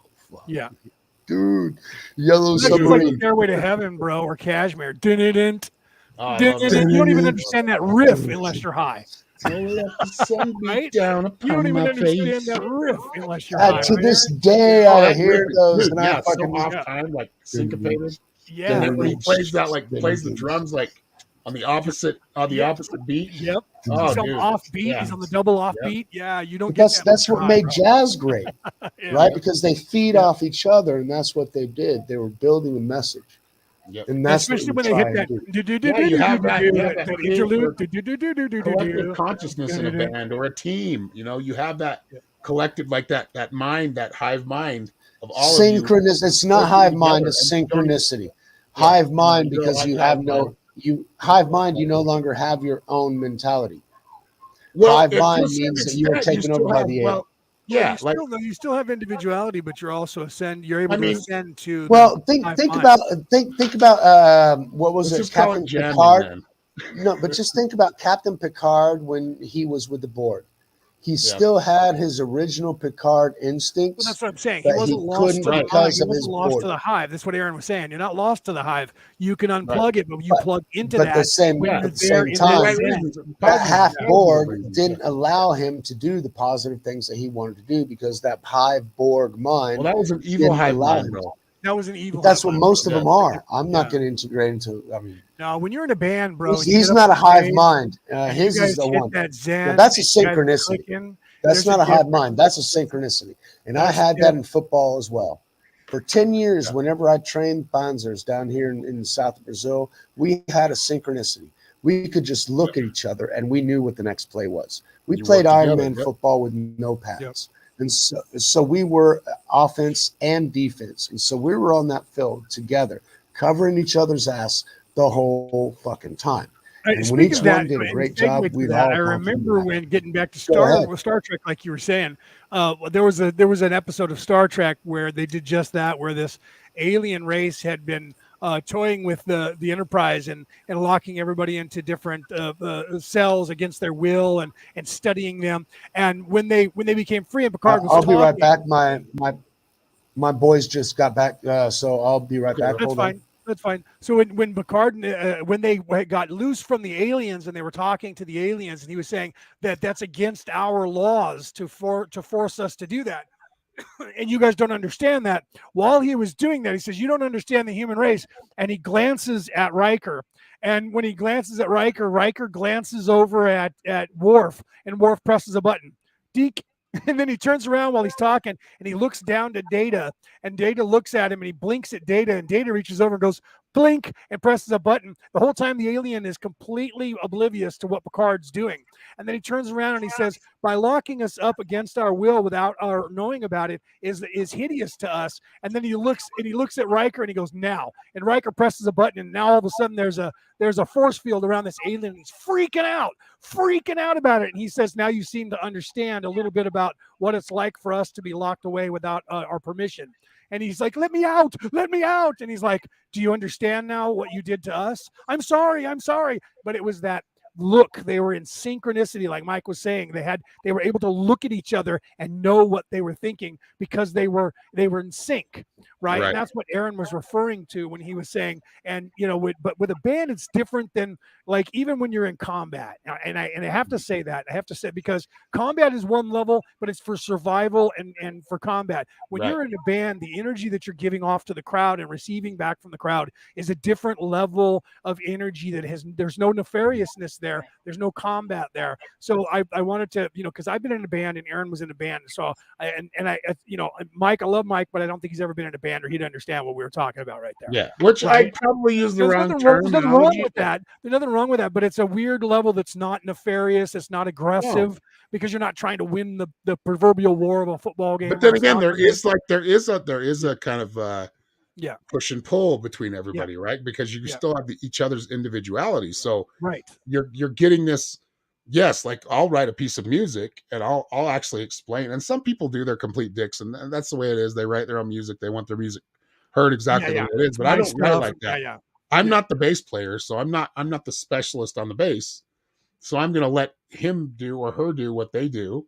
Yeah, why would you? Up with what I'm doing? Interfere, right? Yeah. Well, some people. Sometimes it's necessary. Sometimes you get that. I agree. Sometimes if you have a like one guy that composition, writes the whole song, right. and he's I get that. Yeah. But I don't usually write like that because I am more of like a jam musician where like just give me a rhythm and I got it, or I'll give myself a rhythm and go for it. Yeah. And things like that. But being able to play with a lot of different people, it really does kind of prove that concept of collective consciousness. Right. That's a better way to say it. You have to be willing to Christ consciousness go along with whatever. Collective consciousness is better than hive mind. Hive mind usually has a central controller. No, hive mind usually has. Hive mind is coming to get you. But usually that has a central controller. Whenever we think as a community, that's different. That's like the Akashic records. That's different than. Right, but you have to understand, Mike, that hive minds do exist not in a nefarious way. You have to understand that everything has a good and a bad to it. Like Ra, for instance, they were not in any way evil, nor were they bellicose in any way, yet they were a hive mind. Yeah. Yeah. Yeah, well, I got my issues with Ra, but that's okay. We all have our own things, and that's okay. When you get into a high enough level, eventually you're going to let go of your individuality, Mike. You're going to be back to the collective consciousness of eventually. The one creator. Yeah. Okay. Yeah. So on this plane, we're very individual, exactly. And we're very stuck on our individual minds. That's the ego. The harder you're stuck in your own personality is the more ego based you are, rooting you in your personality. It's when you're able to accept the idea and the possibility that I am not this, because for me to be part of the one, I cannot be this. Right. You understand that? It is only when you understand that you can allow yourself to ascend past this ego mind. And I want to also say this. Corey Good said this. It was in a video he just dropped the other day. That what all of us need to do here in this place, in this time, is the minimum of what we've been trying to teach you guys, getting out of this egoic thought and raising yourself to that place where you're witnessing this egoic thought. Because when you get outside of this egoic thought, you get up here into that place where you're above, your ego no longer has control of you. That sounds like a sacred awakening to me, doesn't it? Well, that is exactly what it is. So people, you guys don't understand how easy. Put that on the screen, Aaron. Yeah. And the people don't realize how easy that is, and that's why I do those different things to teach you, like in 30 seconds, how to get outside of the egoic mind and how to enter into that place of witnessing, and that's you being outside of the place where the ego has any control over you. Absolutely. So that is the minimum place you need to get into, and if you can get into that minimum place and put yourself there and try to stay there as often as possible, and when all this world goes to shit, you're not going to be stuck in it because you're able to pull yourself out of the place where the ego has control over you. And that literally is just to find yourself and pull yourself to the place where you are able to constantly be in that, or try to be in that place where you're not thinking and you're witnessing and experiencing the now. I'm sorry. Now go ahead with the commercial, guys. No, the now is the only thing that we can actually live. Go ahead, Aaron. I'm just going to sign us in here. Yeah, if you're seeing Sacred Awakening, I'm trying to get us to the link. So, all right. So while you're doing March that, 19th. there you go. Yeah, go ahead. No, okay. So March 19th, guys, and didn't we say 10 a.m. we were going to start West Coast American time? Is that correct? 10 Pacific time. So That's, yeah, to me, 11 my that's time, 11 Pacific, Mountain yeah, Standard West Time. Coast American no Pacific worries. time. That's like March that's 3 19th. o'clock Brazil time, so I'm good. Yeah, March 19th at 10 a.m. West Coast America Pacific time. I believe that's GMT -7. So it's GMT -7, depending on where it is in the world that you happen to be. We're gonna, and I think Aaron said we're going to add another speaker. I don't know if that's tentative or not, but I believe he said he's going to add another speaker. So there's going to be a yoga instructor. She's going to do a yoga session. Okay, so she was. I saw on her channel that she was doing light speech or vocals. She was doing. Oh, you're talking about Leanne. Leanne Curtis is going to be there as well, but she's going to be doing expressive art. And that's going to be okay, everybody bring your artistic materials. All right. And then we got somebody else as well then. That was a new one. I didn't know about that one. Yeah, she's going to be doing yoga. So that's going to be cool. Right? And I found out about this today. She asked if... Go ahead, Aaron. Go ahead, brother. Okay, go ahead. I'm trying to get to the link. So you're still doing that. Okay. So I will be doing Reiki, and what I'll be doing is Reikiing anybody that wants to get a Reiki session in. I will not be teaching a Reiki level, but I will be doing Reiki session and meditation. So we're going to. I want that duck palm, man. I want that duck palm. Well, you and I can work. You and I can do that like off live. We could work out something for that. Right. But you could also do like Aaron and Norma are doing and going online and take the courses, and then I could activate you guys afterwards. I just haven't done it with Aaron and Norma yet.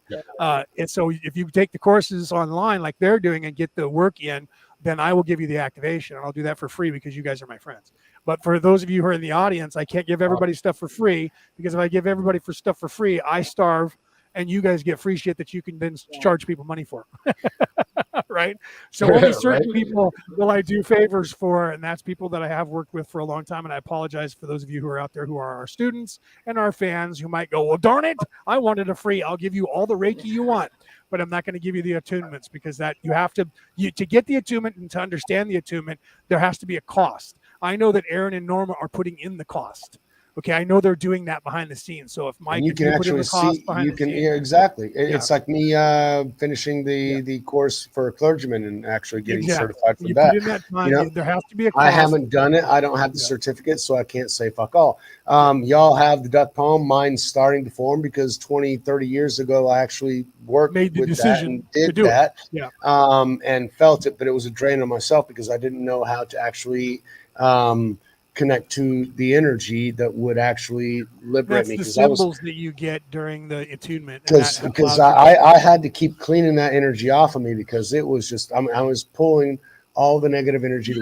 That's as a practice, I teach you that as well. When I teach people that when you get done with a Reiki session, I do it just by doing this, and I can go. And that's what I end up doing. I just shake off my hands. Shake it out. Right? I just shake it off, right? And they look at me going, "Was I that fucking stressful?" No, you were fine. That's just me. Sometimes it tingles. Sometimes you get residual leftover. I just got to get that juju out. That's all. Yeah, it's not icky. It's just too much. When you transmute energy, especially when you're an empath, jack us up too. And we get woo afterwards. Or brings you the fuck down. Whatever load of the world they're carrying on their shoulders, you end up carrying. I'm an empath, so I carry that shit on mine, and so you gotta let it go. Otherwise, it becomes too. Otherwise, it resides in you, and you then exactly, exactly, and then get rid of it out to the universe. That's connecting to the source, to where I'm not the one curing. It's not my body taking it. It's not my spirit doing that. It is the Creator through me, and He's taking that charge. Right? He's doing that stuff. Yeah. I'm just a conduit, so it doesn't stay with me. It flows through me, and the healing flows as well, and it's making that connection that I haven't been able to make yet. I'm closer to making it a reality. You actually saw the duck palm forming in my hand, so that was bizarre. That's a good point that you make, because one of the harder things to learn to do is, that's a really good point, Mike, and that's why we try to train, because transmuting energy is a lot. That means you're literally passing a lot of energy through your body. And if you don't prepare your body before and afterwards to do that, then you start ripping away your own energy, and you don't want to do that. Right. But it does take a toll, because you have to make sure you have enough liquid, because this is the tool that the energy flows through, and it burns that up inside of you. Even though you don't think it dehydrates you. When I'm done with one of these shows, even though I have water with me, I go and I'm dehydrated afterwards, because of the amount of energy that I'm pushing through to you guys out there in the world, that I'm consuming water like crazy. But by the time we do a 2 or 3 hour show, this is mainly water. So yeah, I'm there with you. I love Mike. This is mainly water. That's hilarious, right there. Drink right? a little ginger ale. I had some water, but I drank it already. I think this is ginger ale. I love ginger ale. Ginger ale is great. Got a friend of mine who's been drinking ginger ale all day. Daddy's juice. My grandfather used to drink cranberry juice. My grandfather used to drink cranberry juice. It does great for the body as well. He lived to 93. May he rest in peace. But honestly, I love ginger ale. I grew up on it. I just had some. I was in the hospital every day. I had for breakfast and lunch and dinner. I had a sugar-free diet ginger ale every single day. A little 8-ounce thing of ginger ale with a little ice and a little whiskey. Yeah, great fucking mix. You know, ginger ale and vodka. I love your idea, ginger ale and whiskey. What were you trying to say, Aaron? No, I was just saying, ginger ale, it's an anti-inflammatory. So, like, if your rings aren't fitting on your fingers, or if you're a golfer or you're playing baseball, it's good to drink. Like, I heard Ben Hogan used to drink a ginger ale before every game, before every match.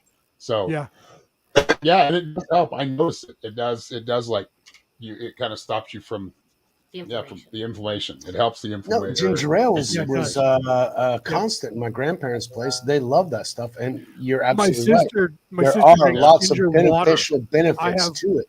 I'll get like a thing of ginger, right? And my sister will come over and she'll pour it into a glass, put water in it, stick it in the microwave, and warm it up, and drink a whole glass of ginger water. There you go. Ginger water, but it's good. That's why it's actually good for you. Another thing that's good is tonic water. Yeah.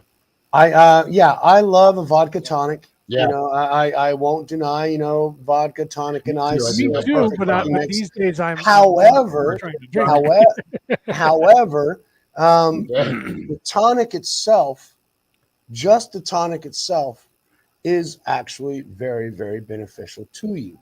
There's a chloroquine compound in there that is actually healing if you take it in enough quantities. The problem is that it's been broken down in the refrigerant and the soda type mentality, to where they reduce the beneficial qualities to increase the flavor and consumability of it. Especially when you mix it with vodka, it has no fucking beneficial results. That's just like I never understood why it was when they would flavor vodka, they had to drop 5% of the alcohol out of it to do it. What the fuck? What was that? Right? Well, lime will absorb a lot of it, I guess. I don't know if this is true, but Peter said that it shrinks. It shrinks bronchitis. Right? So the bronchial tube shrinks the bronchial. Oh, wow. Peter knows what he's talking about. So if he says so, hold on, that would be beneficial. That means that if you have problems with your bronchial tubes, the ginger ale might actually help you with that. Yeah, it's the ginger. Reduce the inflammation. Ginger is really good for the human body, guys. Right? Ginger is good. We used to buy ginger and have ginger in the fridge. It's just a piece of ginger sitting in the fridge. Yeah. Yeah. Yeah, it's good. All that stuff that a lot of your spices, like turmeric. I take that every day, and I don't know how to say it either. I say turmeric. I take it every day. Turmeric is the way I used to see it. I say turmeric or turmeric. I'm going to find out the proper. They say the actual bronchitis, maturity, and diarrhea. Bronchitis, I understand that would be good. The diarrhea thing is good to know. The maturity thing, I don't know exactly what Peter was wanting to say. Well, I will tell you this. I was in the hospital with C. diff. The last time I was there, it was like projectile vomiting out of my asshole. This time I drank ginger ale every day, and I just barely had the runs. In fact, we didn't think I had C. diff Nice. until the test came back, and they said I was testing in double digits. Last time I was in double digits, I would have to go to the bathroom. I'd stand up from the bed to walk to the toilet, and I would just have a rain of hell on the floor. And this time it wasn't like that. That's just yeah. TMI, Leo. TMI, Leo. Oh my God, too much fucking information. Holy shit. Right? Turmeric. Listen. Wait. Pronunciation. Turmeric. Mike, Leo. hold on. Go. Turmeric. There we go. Turmeric. It's turmeric. Google Turmeric. told us that it's turmeric. I'm not We're gonna gonna go goddamn with turmeric. turmeric. Yeah, I'm gonna give me Shit. some of that goddamn turmeric. Give me that goddamn Turmeric. No, it's turmeric because I'm from the There you East go. Coast Hold on. and I'm I got more a turmeric. educated. I'm gonna get me Turmeric, some of that goddammit. doggone turmeric. Turmeric. All right, guys, we got to let you go, but thank you very much. We got to take off, but you guys can continue. All right, cool. Good thank luck you on all that for truck. being I here. hope it works out. All right, Yeah, fellas. man. All right, I'm Aaron, getting ready I to go hope on the things road. go well. We're getting ready to go on the road and go look for some land, like just some cheap land Well, and just how start. fucking Arizona, that's you can awesome. just build a home there, dude. Remember, Like Yes, you I can know. build I lived there and I and was shit. sitting So, up don't put your above the money rim. in the Yeah, stock exchange it or was, anything bro. else. Buy real estate. Get yeah, something buy real tangible. estate, Get get a something piece, real. something that you can own, that you can hold on to. If Exactly. you're gonna buy, or you're gonna invest in gold and precious Put it in metals. land. Yeah, There's precious one metals thing or that land. I you agree. cannot make Not more certificates, land. actual metal, the Yeah, actual not metal, Actual- not the actual certificates. metals. Those things are Yeah, bullshit. But if tangible. you can get land, it's even better. You can't make more land. That's right. That's right. All right, Good y'all. luck, guys. Thanks. All right, Much love Aaron. to All all right, of you. Norma. We'll see you soon. We'll see you guys. I love you guys. Many We'll talk to prayers you. for you guys. Good luck, Aaron. Good luck, Norma. All right, guys. So yeah, now the microcosm and the macrocosm, all the stuff that we're doing ties in with that. As above, so below. As within, so without. Right, and that's the same thing with like we're talking about with being under attack. Like Mike was saying, Aaron and Norma both as well, saying that a lot of it is. This goes back to when we were talking about Alice in Wonderland, right? And what's the other one? The Yellow Brick Road was The Wizard of Oz. Wizard The of Oz. characters in there were all aspects of her personality, Yes, of her absolutely. ego, right? So Including Wizard of Oz, which was the programming that she had received from the beginning of this is the reality that you must adhere to. Right. Listen to the voice. Don't look at the man behind the curtain. Yeah, the no man, voice don't mind that knows guy. what you need. And her, Oh, the and lion this big ass lion who was has no. oh no, I'm afraid. That's because she was diminished. She was afraid, right? And then she so wasn't her each own lion, character and was she diminished built in up the lion. the one She thing they should have been, huge in. But see, hold on, Leo. She was busy building up everybody else's abilities, which in the end built up her own. Correct. She, through the Wizard of Oz, learned that through service to others, yes, the service to self was correct. benefit. So she When took them she with helped her. the lion be courageous, Yep. when she helped the Tin Man think things through, Yep. when she kept Toto from biting the wrong fucking Tin Man person. was the heart, wasn't he? And the Scarecrow was the brain, wasn't it? Or was it the other way around? The Scarecrow was the brain, the Tin Man was the heart, and the lion was courage. You're right. Right. And then thing, if you go to Alice in Wonderland, it was the same thing. You had the Mad Hatter, he had lost his mind. And you had the rabbit. And you had the rabbit, right? So you had the Cheshire Cat. And you had the Cheshire Cat. So you had the Mad Hatter, he had lost his mind. The Cheshire Cat was what? He was the greedy ego. Well, see, hold on. All that was also symbolic of the age. Because that's something that we have to understand, the different ages when they were written. Because the cat was symbolic, just like the worm was, of the opium that was prevalent in that time. And the cat was smoking the opium out of a hookah. And he would disappear because I'm not fucking here. Right, because I'm not here. And then you also had the industrialist, which was the rabbit, which the time, watch. No, wait a second. Late for very you can't. You got to go to the bathroom at 3:00. You can't go at 2:30. No, it's not. You're right. You have to come in and wait. We have that meeting at 8:15. You have to be there, and you have your bathroom break only at 11:15. Happen. Your lunch break is going to be 12:15 to 12:45. You got to watch that watch. Got to watch that watch. And the Mad Hatter. Now. Yeah. he was working on those hats, and that mercury made him fucking insane. Right. And that was the whole hats, thing, because everybody wore a hat, because none of them had soap, water, or shampoo or anything else. And so they all wore these big fucking hats to show themselves as more. And so somebody had to make those hats for them. And the people who did went crazy, were fucking insane, because nobody gave a shit about what the chemicals they used to make the hat as good as what it was were doing to the people that were making it was hats. the same thing with people who were taking pictures back in the day, and they eventually the chemicals were giving them all cancer, and they were all dying, and they didn't know it. Well, it's like Madame Curie. Yeah. You know, Madame Curie, she, developed the X-ray machine and radiation and all this kind of shit. She died of cancer. Why? Because she was exposed to radiation half her fucking life. Yep.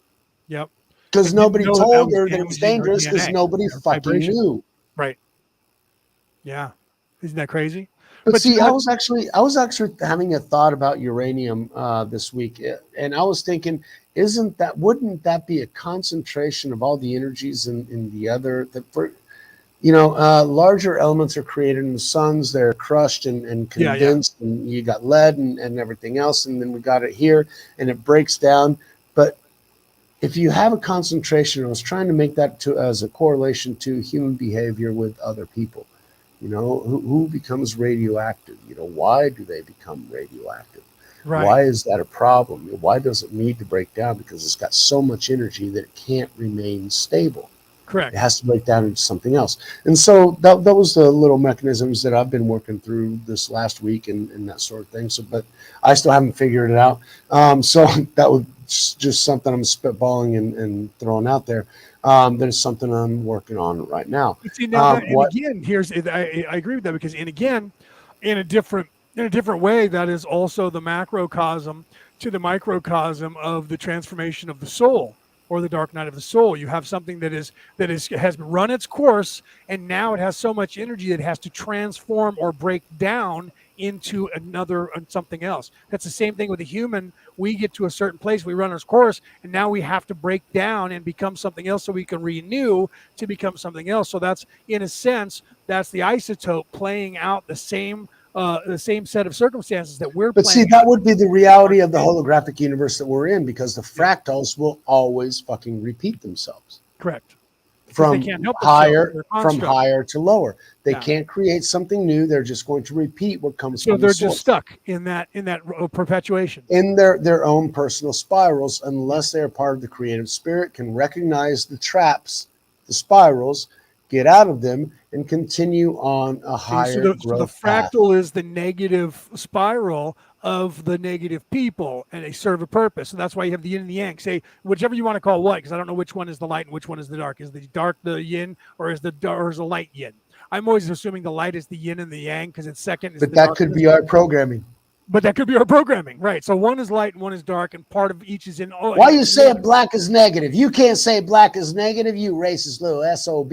Right, because they think that white is negative. It's just like the people who lived in South America, or the southern part of the world. Because Lucifer, the bringer of light, will be the origin of all the wisdom that it will be in the world. Right. So people light who lived in dark. The southern hemisphere traditionally called that north, and the people who lived in the northern hemisphere called that north. It wasn't until the English decided that they were in charge of the entire planet that north became the side that I happen to be on. It happened to be the empire in which the sun never set. They were also in charge of the mapping lanes, because they were the preeminent maritime power at the time. So they were in charge of the maps. And so if anybody wanted a map, they got it from England, because they've been fucking everywhere. Well, and so what? You're going to get it. It's like now, my kid actually showed me a meme to where it was Tiananmen Square. Remember the 5 tanks lined up with one guy with 2 buckets? Stood in front. I cried and applauded him when that happened that day. I was like, tears of my eyes. But I knew that guy was, 1, dead. 2, he knew he was going to die before he did that, and 3, he did it anyway. He sacrificed himself on purpose. Freedom. Got him on film. That's what freedom means. Looks like. And so the meme that my kid was showing me today, you had an Apple phone showing that scene. You had a Samsung phone showing that scene. You had a Nokia phone with the Microsoft thing showing that scene. Then you had a Huawei, and it just had the guy standing out there with the buckets. Right.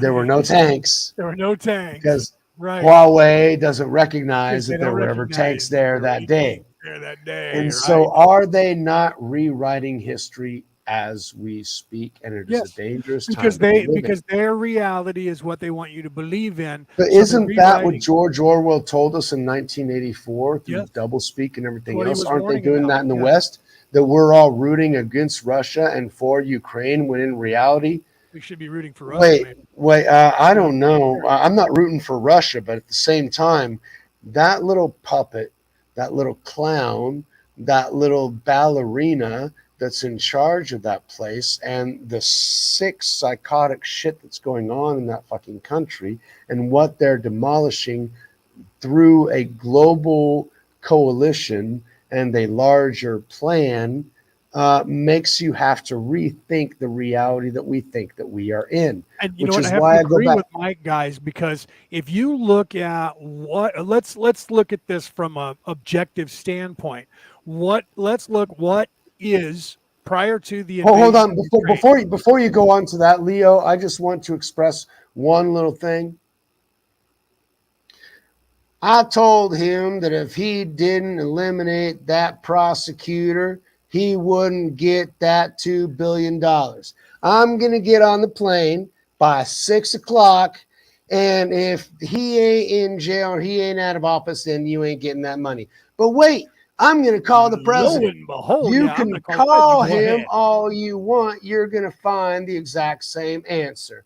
So if I'm on that plane and he ain't out of a job, you ain't getting your money. And what do you know?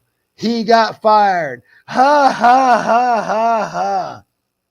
Correct. That was called a quid pro quo. On the center of foreign relations. Right.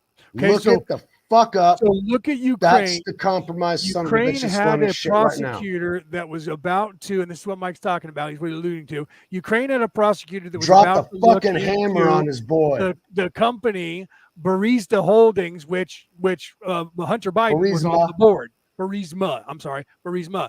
And Hunter Biden was on the board. So Joe Biden, daddy, called up the president, which is not Zelensky. It was the one prior to him. However, it doesn't matter because Zelensky was put in by Soros anyway, because they, through Dominion, were able to adjust the elections regardless. But go ahead. Ukraine is a bunch of oligarchs. That means rich elite people like in America. No, sorry. They are Khazarians. You're right. They are Khazarians. There is a difference, right? But it's still basically the same.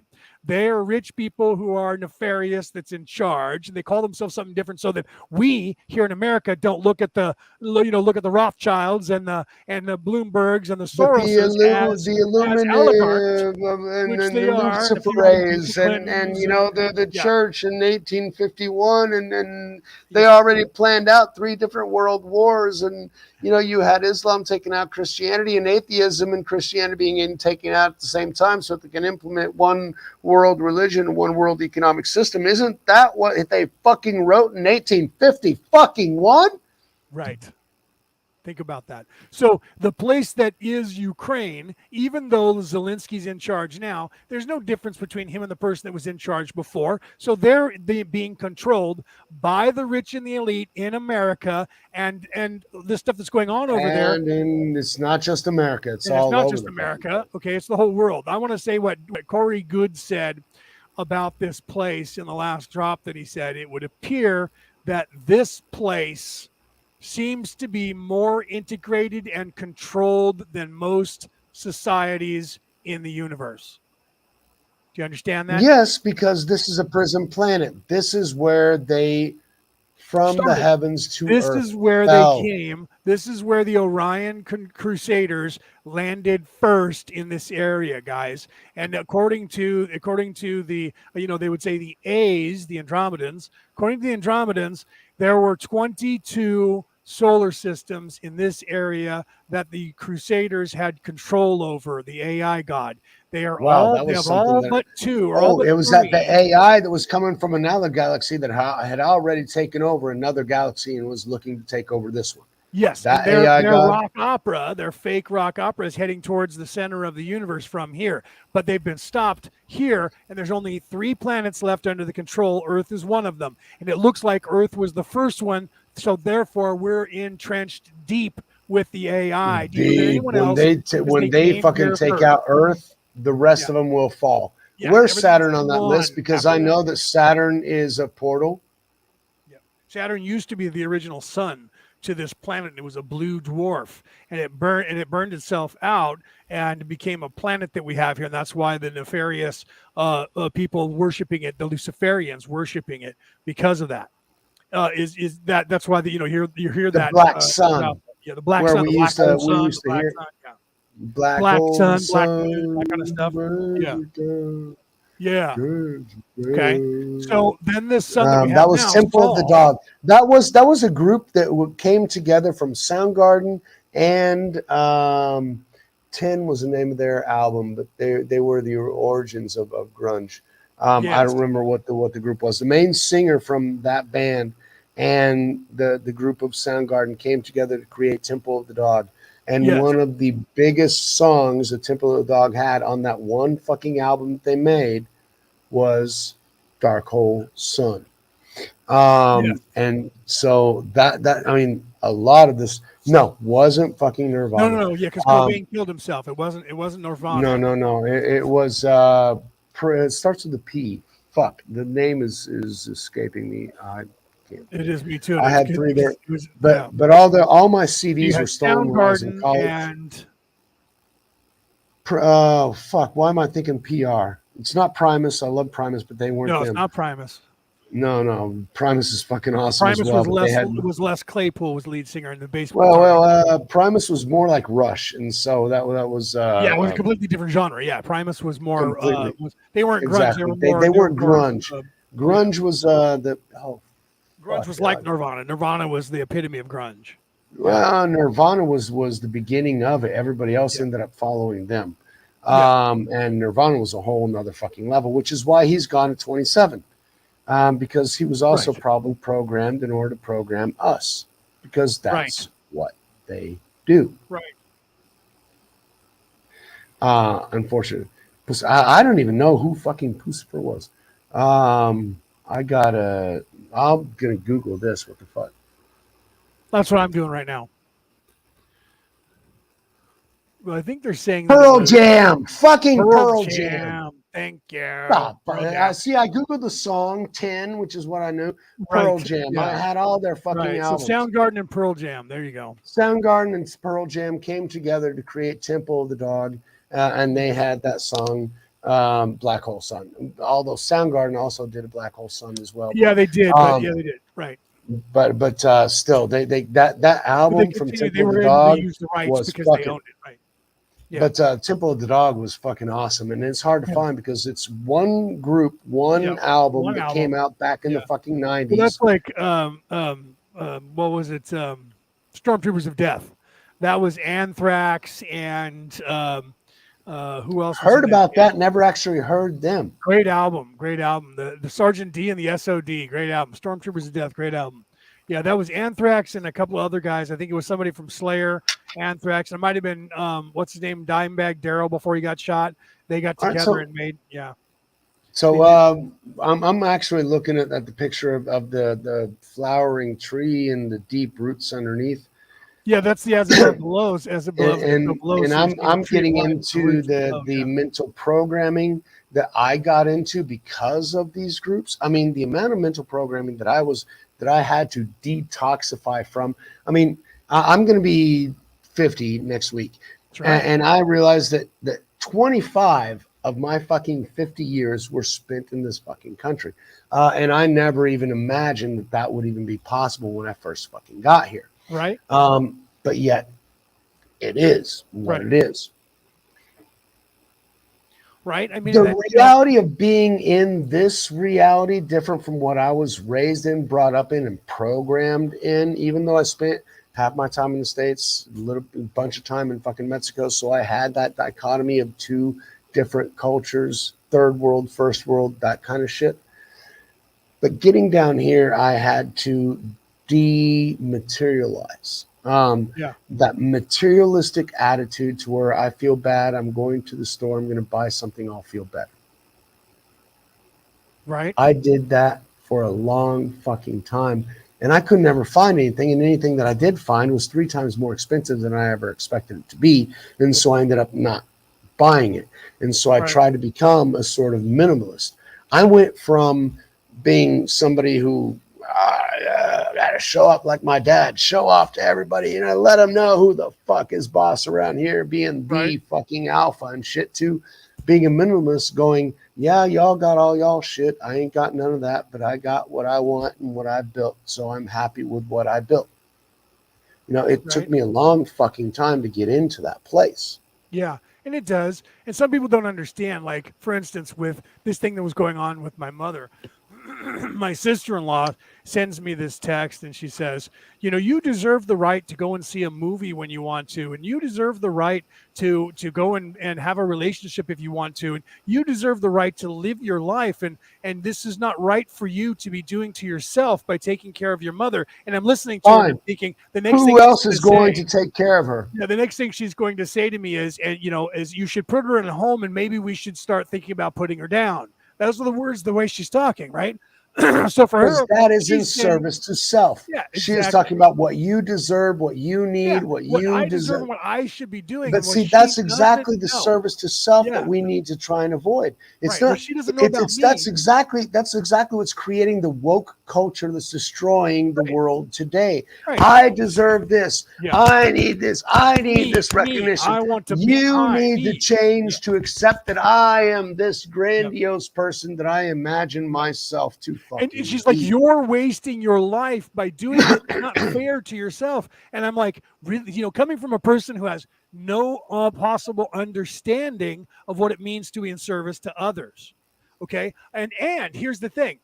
By my doing this to take care of my mother and sacrificing all those mundane things that everybody thinks is so important, when that same movie is going to be on television that you can sit there and watch it in your house, where you got your own popcorn, your own bathroom, and your own TV screen that's almost as big as a movie theater. My dad used to buy the newest camera and everything else and the newest technology to be able to show off to everybody else, and everybody hated him for it. He didn't realize that because he weren't, oh, wow, you got the newest stuff. You're so powerful and so great. But I was a little kid standing in the back listening to the people grumble. Fuck, he's showing off his new goddamn camera again. Right. Why the fuck do I have to see that? My that? stepfather was the exact same another way. Fucking thing. Same Oh, way. God. So Yeah, wait, blah, blah, blah. How many fucking megapesos? But in the end, hold on. I was looking at a table to where my dad had actually put all those old cameras. When he bought, I knew he paid a fucking fortune to be at the tip of now technology. They're just paperweights, right? They're junk on the table. Yeah. They're fucking memories. They're so worthless. now hold on. Let me finish my Go thought. ahead. What she doesn't realize about me is that in the time that I've dedicated my life to taking care of my mother, in that time, in the last 6 years, spiritually, I have learned more and ascended more than the entire 45, 47, whatever that is, years prior to combined. Because you became service to others, not service to self. Was able to, because I had time taking care of my mother, to do more research, more reading, more uplifting the dark night of my soul, fixing my own problems. Focusing on yourself. So because of me being in service to others, that allowed me to service myself for the rewards of being in service to others. Could, if I wanted to, I could go out and have a relationship just for, why would I want to do that? I would need to find someone who is closer to my compatibility, or I could just find some chick to stick my stuff in and call that a relationship. I could pay a hooker to do the same thing. Do you see my point? So I want to go see a movie. Well, the movie's going to be free on television in 6 months anyway. Why would I pay $12 or $14 to go see a movie? Now, see, I did that when I was a kid because I did that as a kid because I wanted at that point to get away from the reality that I was in. It's different. When I was kids, I always went to the movies. You're a kid. It's magic. It's the theater. You should experience that. Right? I agree. As an adult, I've been there, done that. I've been married twice, been there, done that. I've dated many women. I'm focusing on myself because why? Because I need to, and I know that I need to, because we all need to do that. I learned that and started doing that. So this has given me the opportunity. I'm in service to others. So therefore, I've also been rewarded by being able to be in service to myself. Yourself becomes more stable because you are focused on others. Correct. You become more stable. She doesn't understand. And mentioning that the last comment that I saw from Denise, I would actually have to say that is the primary reason for the deceasement of people. Yeah. My great grandmother back in the late 90s was put in a home. She didn't survive 3 years because in the first year she was okay. Right. She was telling all her stories to new people. But after a while, she realizes it's the same boring reality. I'm not getting out of this. There's no reason to go on. There's no reason to go on. Exactly. My grandmother, last month, she lost my grandfather 2 years ago, and she's been spiraling ever since. My mother and uncle and his new wife and everybody's been complaining to where she's more bitter and she's more mean and everything else. And she needed care at 2 o'clock in the morning and she needed care at 4 o'clock in the morning. And so they decided to put her in a home for her own benefit. Yeah, for her. On her way there, she was away from the home that she has known for 80 plus fucking years. Correct. She no longer felt a purpose. When my mother and uncle were going to visit her for the very first time in the home, they received the phone call that she was no longer with us. Because she gave up hope. They gave up on her. They gave up on her. She gave up on everything else. It's correct. It's correct. So her saying that to me, I didn't even answer her because her saying it's a fucking insult, to be honest with you. Right. Instantly you got it. Instantly you went, she's in service to self. Instantly you got it. And she doesn't even know it. That's the thing. She doesn't know it because she's in service to because self. You have so many rights, man. Yeah. Live your life. You should be able to be a happier individual and have that more idyllic life. Yeah. You could have the idyllic life if you just didn't give a shit about your mother. Right. Right. I love what Denise says. When you're in service to self, you'll never be happy. You won't. You think you're happy and then you're not, but you're never happy because you can't get enough because you're consuming. You don't have any love and you don't realize that you don't have any love. You think you do and you pretend you do, but let's be serious. You have love for only yourself. Until you consider others, and normally that happens when you become a parent. For free from the movies, right? And that's the truth of it. So just like the Last Jedi, I didn't go see it in the theater on the big picture. So what? I saw it at my house, and I've watched it 5 times since. Right? Well, for that, I watched Return of the Jedi. Oh, actually, I watched Star Wars 11 times in the theater. Yeah, I was 5 years old, and I begged my dad to be able to. You sure you want to see this movie again? You already watched it so many times. I'm like, yeah, Dad, I want to fucking watch this movie. Well, you know what? Even when I was a kid and I didn't understand the story, I understood that was epic and there was a reason for it and that was important. And now that I'm older, I realize that subconsciously, as a child, I was saying, put this in your mind because this is a true story that you need to understand. And now I understand the George Lucas was trying to bring an Eastern reality of something outside of yourself. Yep. Why? Because Western society is based on the Greek religion, which is the self, democracy. Each individual has rights. Each individual has an identity. Each individual must be heard. Okay, those are those rights that we put into our rights. And absolutely, every individual should have those rights. Yes. Absolutely, it is not incumbent upon any other individual to take those rights away from any other individual. Right. The problem is that when we focus on those rights, we no longer focus on others. We focus on the self. Right. And so some things about the Eastern religion, but some things about the Eastern religions are. The community is important. You no longer matter, which is why they have the Harry Carry. Because if you're a fuck up, fuck it, we're cutting off your head because you dishonored a family, and we're going to forget you day after tomorrow. So fuck you, you incompetent piece of shit. Right. And so you individually don't matter. And so the Western culture was built up on the service of self, but through capitalism, for example, Adam Smith was talking about through service to self, by being the best that you can to others. In reality, he was talking about in service to others that you benefit the self, because that was a true nexus of capitalism. You find a skill that your neighbors and your community require, they will recompense you in their services and their abilities. So the more valuable your service to others becomes, the more value you will have to be able to service self. Yes. But we twisted that around. We said, no, I want to increase that part that's service to self, and I want to reduce that part that's service to others, because fuck that shit. That's a pain in the ass. Right. And so we completely said got that twisted. to me. I read that. I immediately I ignored it. I'm not going to answer this because she has no concept of my purpose, no concept of what makes me tick. Why are you there helping your mother? Not for any other reason. You don't want recompense from anybody else. She's your fucking mother. She needs you. You're there. Correct. There's no fucking question about it. That's what you fucking do. Right.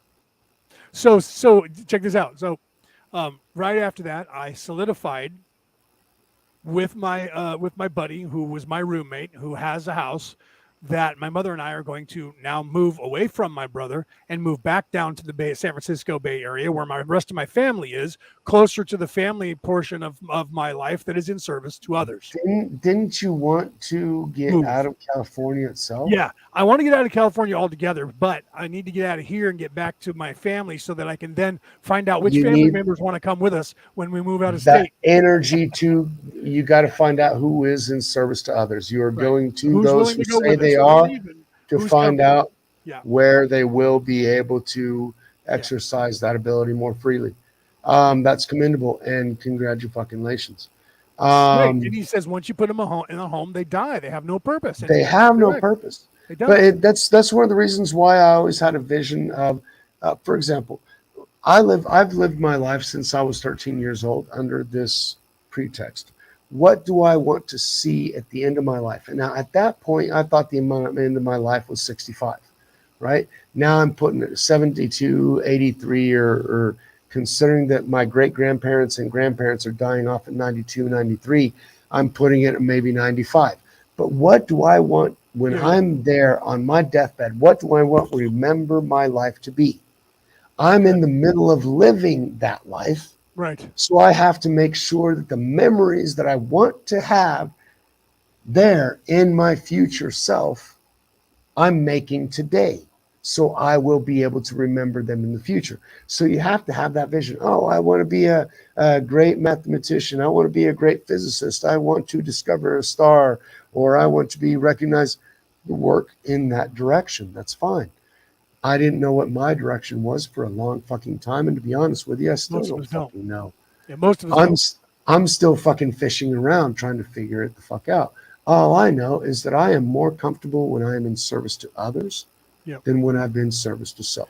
Well, see, I know what my future is. My future is and always has been to be here in this place to help the people of this planet to rise their vibration, to get out of this stuckness, to rise to where they're supposed to. So when people say, well, what do you think is going to happen to you in the future when you're 70 or 80? Do you think there's going to be somebody to take care of you? No, because when I'm 70 or 80, we won't be in this reality anymore, and I won't need that.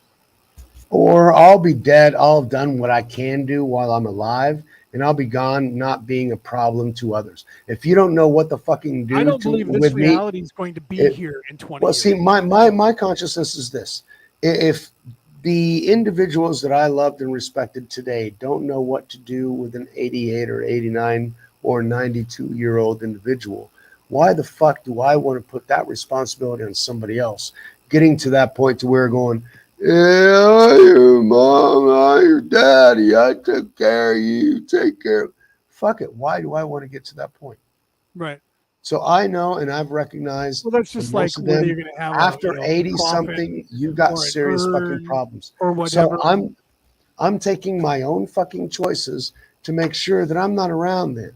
Yeah, I'll go earlier like Spock did, He said, yeah, I quit smoking at 50, but that was too late, and he died at 82. Yeah. Sorry, 82 is pretty fucking badass, to be honest with you. Well, you know what? You know what's funny about that? His only fear was that he would die of cancer, and of course, that manifested, and he died of cancer. That's exactly what he died of. Yeah. My biggest fear was suffocating to death, like drowning, that type of thing. It's because you drowned it in your past life, just so you know. Yeah, most likely. And because in my last past life, I evidently got stabbed. But that's a whole I other got story. shot in one. I got stabbed in one. But what I finally realized is that when my lungs give out, it will be like I'm drowning in because you'll drown in your oxygen. Your own lungs. There will be oxygen, and I won't be able to absorb it, and I'll just be. And so I'm manifesting my biggest fear, not even knowing. I swim in big ass fucking waves, and I've faced them, and I've scuba dived, and fuck it, I faced my fears, not understanding that dream that I had when I was a kid of dying, drowning, is something that I fucking picked up a little bit later on and had no goddamn clue. God talks to us in those little clues throughout, telling us, look, my buddy, priest used to say this is what you're creating, and this is your end goal. So if you want that, fine. But remember, in the end, it's your fucking choice. My priest used to say to me, to play right into that, my priest used to say to me when he'd catch me smoking outside the church, he'd go, Leo, smoke now, you're going to smoke later. Right? So I like what Denise said here, have no regrets and do the right thing. Thank you, Denise, because I agree. Do the right thing. And what is doing the right thing? It's love God above anything else. Because if you don't fear him, you won't fear anything, and you won't do the right thing. Here's someone who plays right into you, Mike. Look at that. I have had an extreme fear of water. Used to have dreams as a kid of going down at sea and an old Spanish ship drowning. Well, most likely she died of that in a previous life, and so that's one of the things. For example, I don't have an extreme. I had that dream of drowning, and it's one of my. But I've gone scuba diving. I go into the water. I really am not. I'm afraid of heights. That's what I'm really fucking. I used to not be, but you want me to get. You want me. I wasn't too. Yeah. But then one day, my dad was working on a roof of a 3-story warehouse, and I decided to climb that ladder in the middle of the fucking roof. And I got to the middle, and I looked down about 1.5 stories up, and I'm like, holy fucking shit, that's a long goddamn way down. And I hugged that ladder all the way up to the roof. So from that point forward, I've been afraid of heights because I realized I could fucking die. Yeah. I remember. I don't want to die just yet. I was working and my boss and I got a scissor lift so we could go out in the yard where people had parked and rented spaces for RVs and boats. And we were going to change the big sodium lights out there that would, beam down. And we get the scissor lift and he takes me all the way up 35 feet in the air. And, the wind is moving the machine now, right? And I'm up there and I was like, dude, okay. And he's like, don't be a pussy. And I'm like, dude, no, you don't understand what it's like to be up here. He's like, God, you know what? You're a pussy. Get down here. So he runs me all the way back down. And I said, sorry, bro. And he's like, fucking pussy. He gets on that thing. He goes up to the top. And as soon as he gets up there, he goes, ooh, and he holds on. And when he did, I went, boom. And I hit the machine. He's like, what are you doing, man? I'm like, who's the pussy now, dude? It's kind of scary up there, isn't it? I said, you were talking shit to me a minute ago, but now you know what it feels like. He's all, holy crap, dude, we need professionals for this. I'm like, oh, what's the matter, bro? A minute ago, you were talking smack to me like fucking I was a little pussy. But that's the hypocrisy of being service's self. Oh yeah, I'm a big badass. I'm going to prove to you, you can't. It's scary. You have to walk in somebody else's fucking shoes. Right. But then what was can't bad judge was his friend John came over and he made us both look stupid. John would climb up. He was the guy that you see the videos of that climbed up those towers that go up like 2 miles high in the sky. Oh, he's up there on top of those towers. And he was that guy. So when he got up 30 feet, he was dancing around and we're going, dude. He's like, I know I got the strap on here. If I fall, I'll be okay. I know that this entire structure isn't going to collapse over. He's like, here, but at the same time, I'll show you guys what I did yesterday. And he comes down and he goes, here's the video that I recorded on my head cam yesterday. And he shows it to us and he looks down and I'm like, oh my God, I'm getting anxiety watching this video, bro. Just watching the video. No, that's like the ones that I see on top of the Amir Khalifa or some shit like that, the tallest big. They get up on that tower and they'll actually face down. It's like, There's clouds between you and the street, clouds between motherfucker. you and the ground, bro. That's how high up you are. Yeah. There's fucking clouds, man. Yeah. Chill the fuck out. When Strap that planes shit fly in. lower than you. But then you see the making of that, and you see that they've got 3 straps on them. You know, they're protected, because they're shitting their pants as they're doing this, showing everybody that they're not shitting their Thinking pants. that they're cool, and They are, because there's some of these videos of mountain cross and that sort of thing. They're going down these little favelas and that sort of thing in Brazil.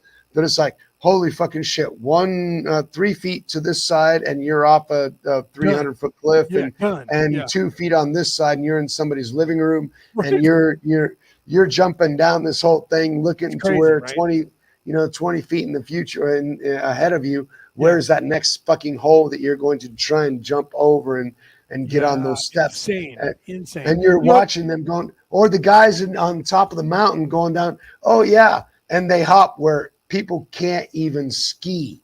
Yeah. But they're going to ride their fucking bike down this shit. Going, oh yeah, I saw a guy do it yesterday. Here we go.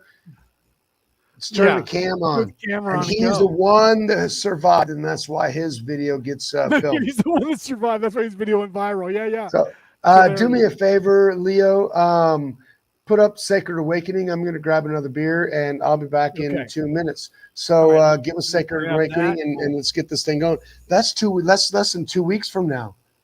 Yeah, it We're is. on the 9th. That's 10 days away, folks. 10 days away, people. So in the chat, we have the links for the tickets. 10 days away. Get your tickets now. Send this to your friends. Tell your friends if you guys want to be there for this event, where we're going to have a lot of good stuff for those of you who pay for this event to come in and do. You're going to be learning about a lot of stuff. You're going to get a lot of free things. That's what you're paying for, is to get this knowledge and to get these activations and to get the different things that we're having to offer for you, the conversations and the skills that we're going to be teaching you that are going to be necessary. We do that stuff. We talk about it on here, but it's going to be in depth, and it's going to be a lot more. And that's why we have these events. It's not just because we're trying to make money, because if we were trying to make $1 bazillion out of this, let's face it, none of us are making that much money. But some things, like I said before, we are going to provide a service that's just like with Reiki. People go, everything should be for free. Yeah, you say that because you want me to give you something for free. But if I wanted to ask you, it's also personalized. You would say, wait a minute, man, this is mine, right? Do you see? Go ahead. We're doing things for free every week. We are giving people an every day, absolutely. Yeah. But this opportunity is to be an individualized opportunity to say, okay, I've got these specific problems. How can I face them? For example, me working through the Maslow's pyramid, of where you strengthen your red zone and you build up to the yellow and you get to the green, or through the orange and that sort of thing, and how you improve yourself. You're working through Reiki. We've got others that are de-stressing through art and getting that in there. It's wherever we can find your individual problem, we will try and find a way through the Sacred Awakening to where you can go above what is inconveniencing you to be, in the end, a better version of yourself, which is the focus of my channel. It's the focus of my book. It's the focus of what we're trying to do here. Why? Because I've been trying to be the best version of myself that I can be. I don't know if I've achieved that. Some people like it, some people don't, but that's fine. However, people don't need to follow what I did. I mean, I've fucked up a lot of shit. So yeah, I'm don't follow my ass. However, there are steps and concepts that I have used to form my life that can help others form their life in their individual perspectives, in their individual searches for their own truth, for their own blue level, for their own better version of themselves. And there's the 10 Commandments, obviously, and there's also the different things of Mayan religions and everything else, because all religions in the world are trying to find a way for every individual to focus on self, to become a deeper and more loving individual, so that you can be in service to others. You can't be in service to others if your red levels aren't served. You got to make sure that you love yourself, you take care of yourself, you make sure that your fundamental things, you're stable enough to be able to help others. Right. and then grow and be able to help others because you want to simply help others. You're stable, you're good, help others through a long-term focus of helping others, because that's what you simply do. You reach a green level, which is a recognition and the respect and the responsibility that comes with the recognition of the fact that you were in service to others. You were in service to others. You can help this team do that, or you can help this group of people do another thing, because you have proven that you're able to make other people grow and be better, more productive individuals in the system, right? And so that's basically my focus. Now, we've got 5-6 people that are going to be participating for 8 to 10 hours.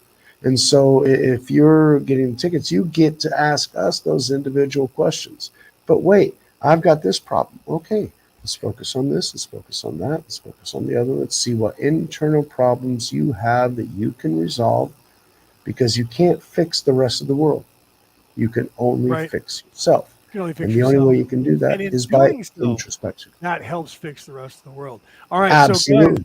So guys, I will be speaking. If you guys are paying attention to, Omar is putting on a really big event that is, I think, is starting very soon for the solstice. And I know for a fact that it's starting on Friday, because I will be speaking on the event that they're doing that is like 128 speakers that's going over a 12-day time period, 10:45. You might want to take a look at Watchers Talk. Go to Watchers Talk, and you will be able to, I think, watcherstalk.com. If not, Watchers Talk on Facebook. And you'll be able to get a link, Watchers Talk on YouTube. And you'll be able to get a link to that webinar that they're putting together, which is a huge event. I will be speaking from, I think, 10:45 to 11:15, but it is 10:45. I just looked up the time on this Friday, 3 days from now, on that event. And then, of course, at 4 p.m. West, that's 10:45 a.m. Pacific Standard Time, or Pacific Time. And then at 4 o'clock, I will be back on my show, Orion Rising, and I'll be talking there, but I will no longer be on YouTube, because I have, in fact, been deleted from YouTube. In fact, I've been deleted from Google and all Google products. Okay, so you guys will see me there, and I'll be back for Orion Rising. But the Sacred Awakening you mentioned is going to start 10 a.m. Pacific time. All right, so that is 11 time Mountain. That is noon Central Time, which means it's 1 p.m. Eastern time. I'm going to be starting at 3 o'clock Brazil time. Okay, so it's 1 p.m. Eastern time was one of the questions that was in there. Is there a possibility to rewatch this?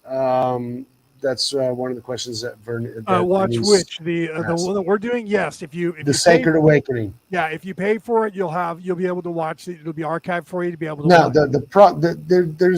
there's more than just watching it. We're creating content, but at the same time, it's about the interaction of the individuals who want to be able to. You'll ask us a question. You'll have a problem. We'll try and work it out. We'll try and figure it out the best way that we can to be able to direct or address your specific conundrums. You know, it's not the generalities and everything else that sometimes we'll face on some of these channels. Why? Because every individual is different, and everybody's got. Now, there are some synchronicities and some things, patterns that we can recognize throughout life, and some traps that we can try to avoid. But it's not necessarily specific, and we can't necessarily get that specific, or we can, because we're not that big yet. But in Sacred Awakenings, we can still be able to focus on what is it that's truly bothering you, and how can we help you be a better, more stable, more confident, more loving version of yourself. Why? Because if you are confident and stable, you're going to love others. Right. So we're going to try and help you with your triggers. We're going to try and help you to understand that stuff. That's why I'll be doing the Reiki to enhance your body's energy levels, and also then bring you peace, and then do a meditation to do the same thing and bring you to that place. And I'm going to teach techniques of how to achieve that place. You guys know I do the 30-second breathing technique. There's other techniques that we'll go over during this meditation time period. It may not be always meditation. It may not be a 20-minute meditation, but I'm going to be teaching you meditation techniques that are short techniques that you don't have to sit around to achieve for an hour trying to meditate. You can do quickly. You will not silence your mind. You can only deal with the noise that is occupying the silence. Correct. That's why they say in that Simon and Garfunkel song, The Sound of Silence. You should listen to that song. It's way deep. All right, guys. I got to run too. A great show, Mike. Thank you for being here. Thank you very much. And like I said, we'll see you guys, and then we'll see you guys next week. Either way, we'll see you guys next week. Promoting that for Skull Island here, and once I find which place I'm going to go live besides Facebook, I'll make sure that all you guys know that. But I will be live. Well, we'll find a way to get you. I got an account on DLive. We can figure out how to bring that up. You can go up on there, and Rumble's got its own options as well. So we'll figure it out, man. Yep. Not a problem. We'll figure it out. Thank you, Leo. I appreciate it. Love you, brother. Skull Island. Love all you guys everybody out there. This has been Skull Island. Share this out. Share this out. Share this out. Share it out. Thank you very much. Like and subscribe if you're new. We appreciate episode 15. Hit that button. Hit that bell. Subscribe and like. Bing, bing, bing. That way you'll know when we go live. All right, guys. It's been a good one. Thank you, Leo. Appreciate it.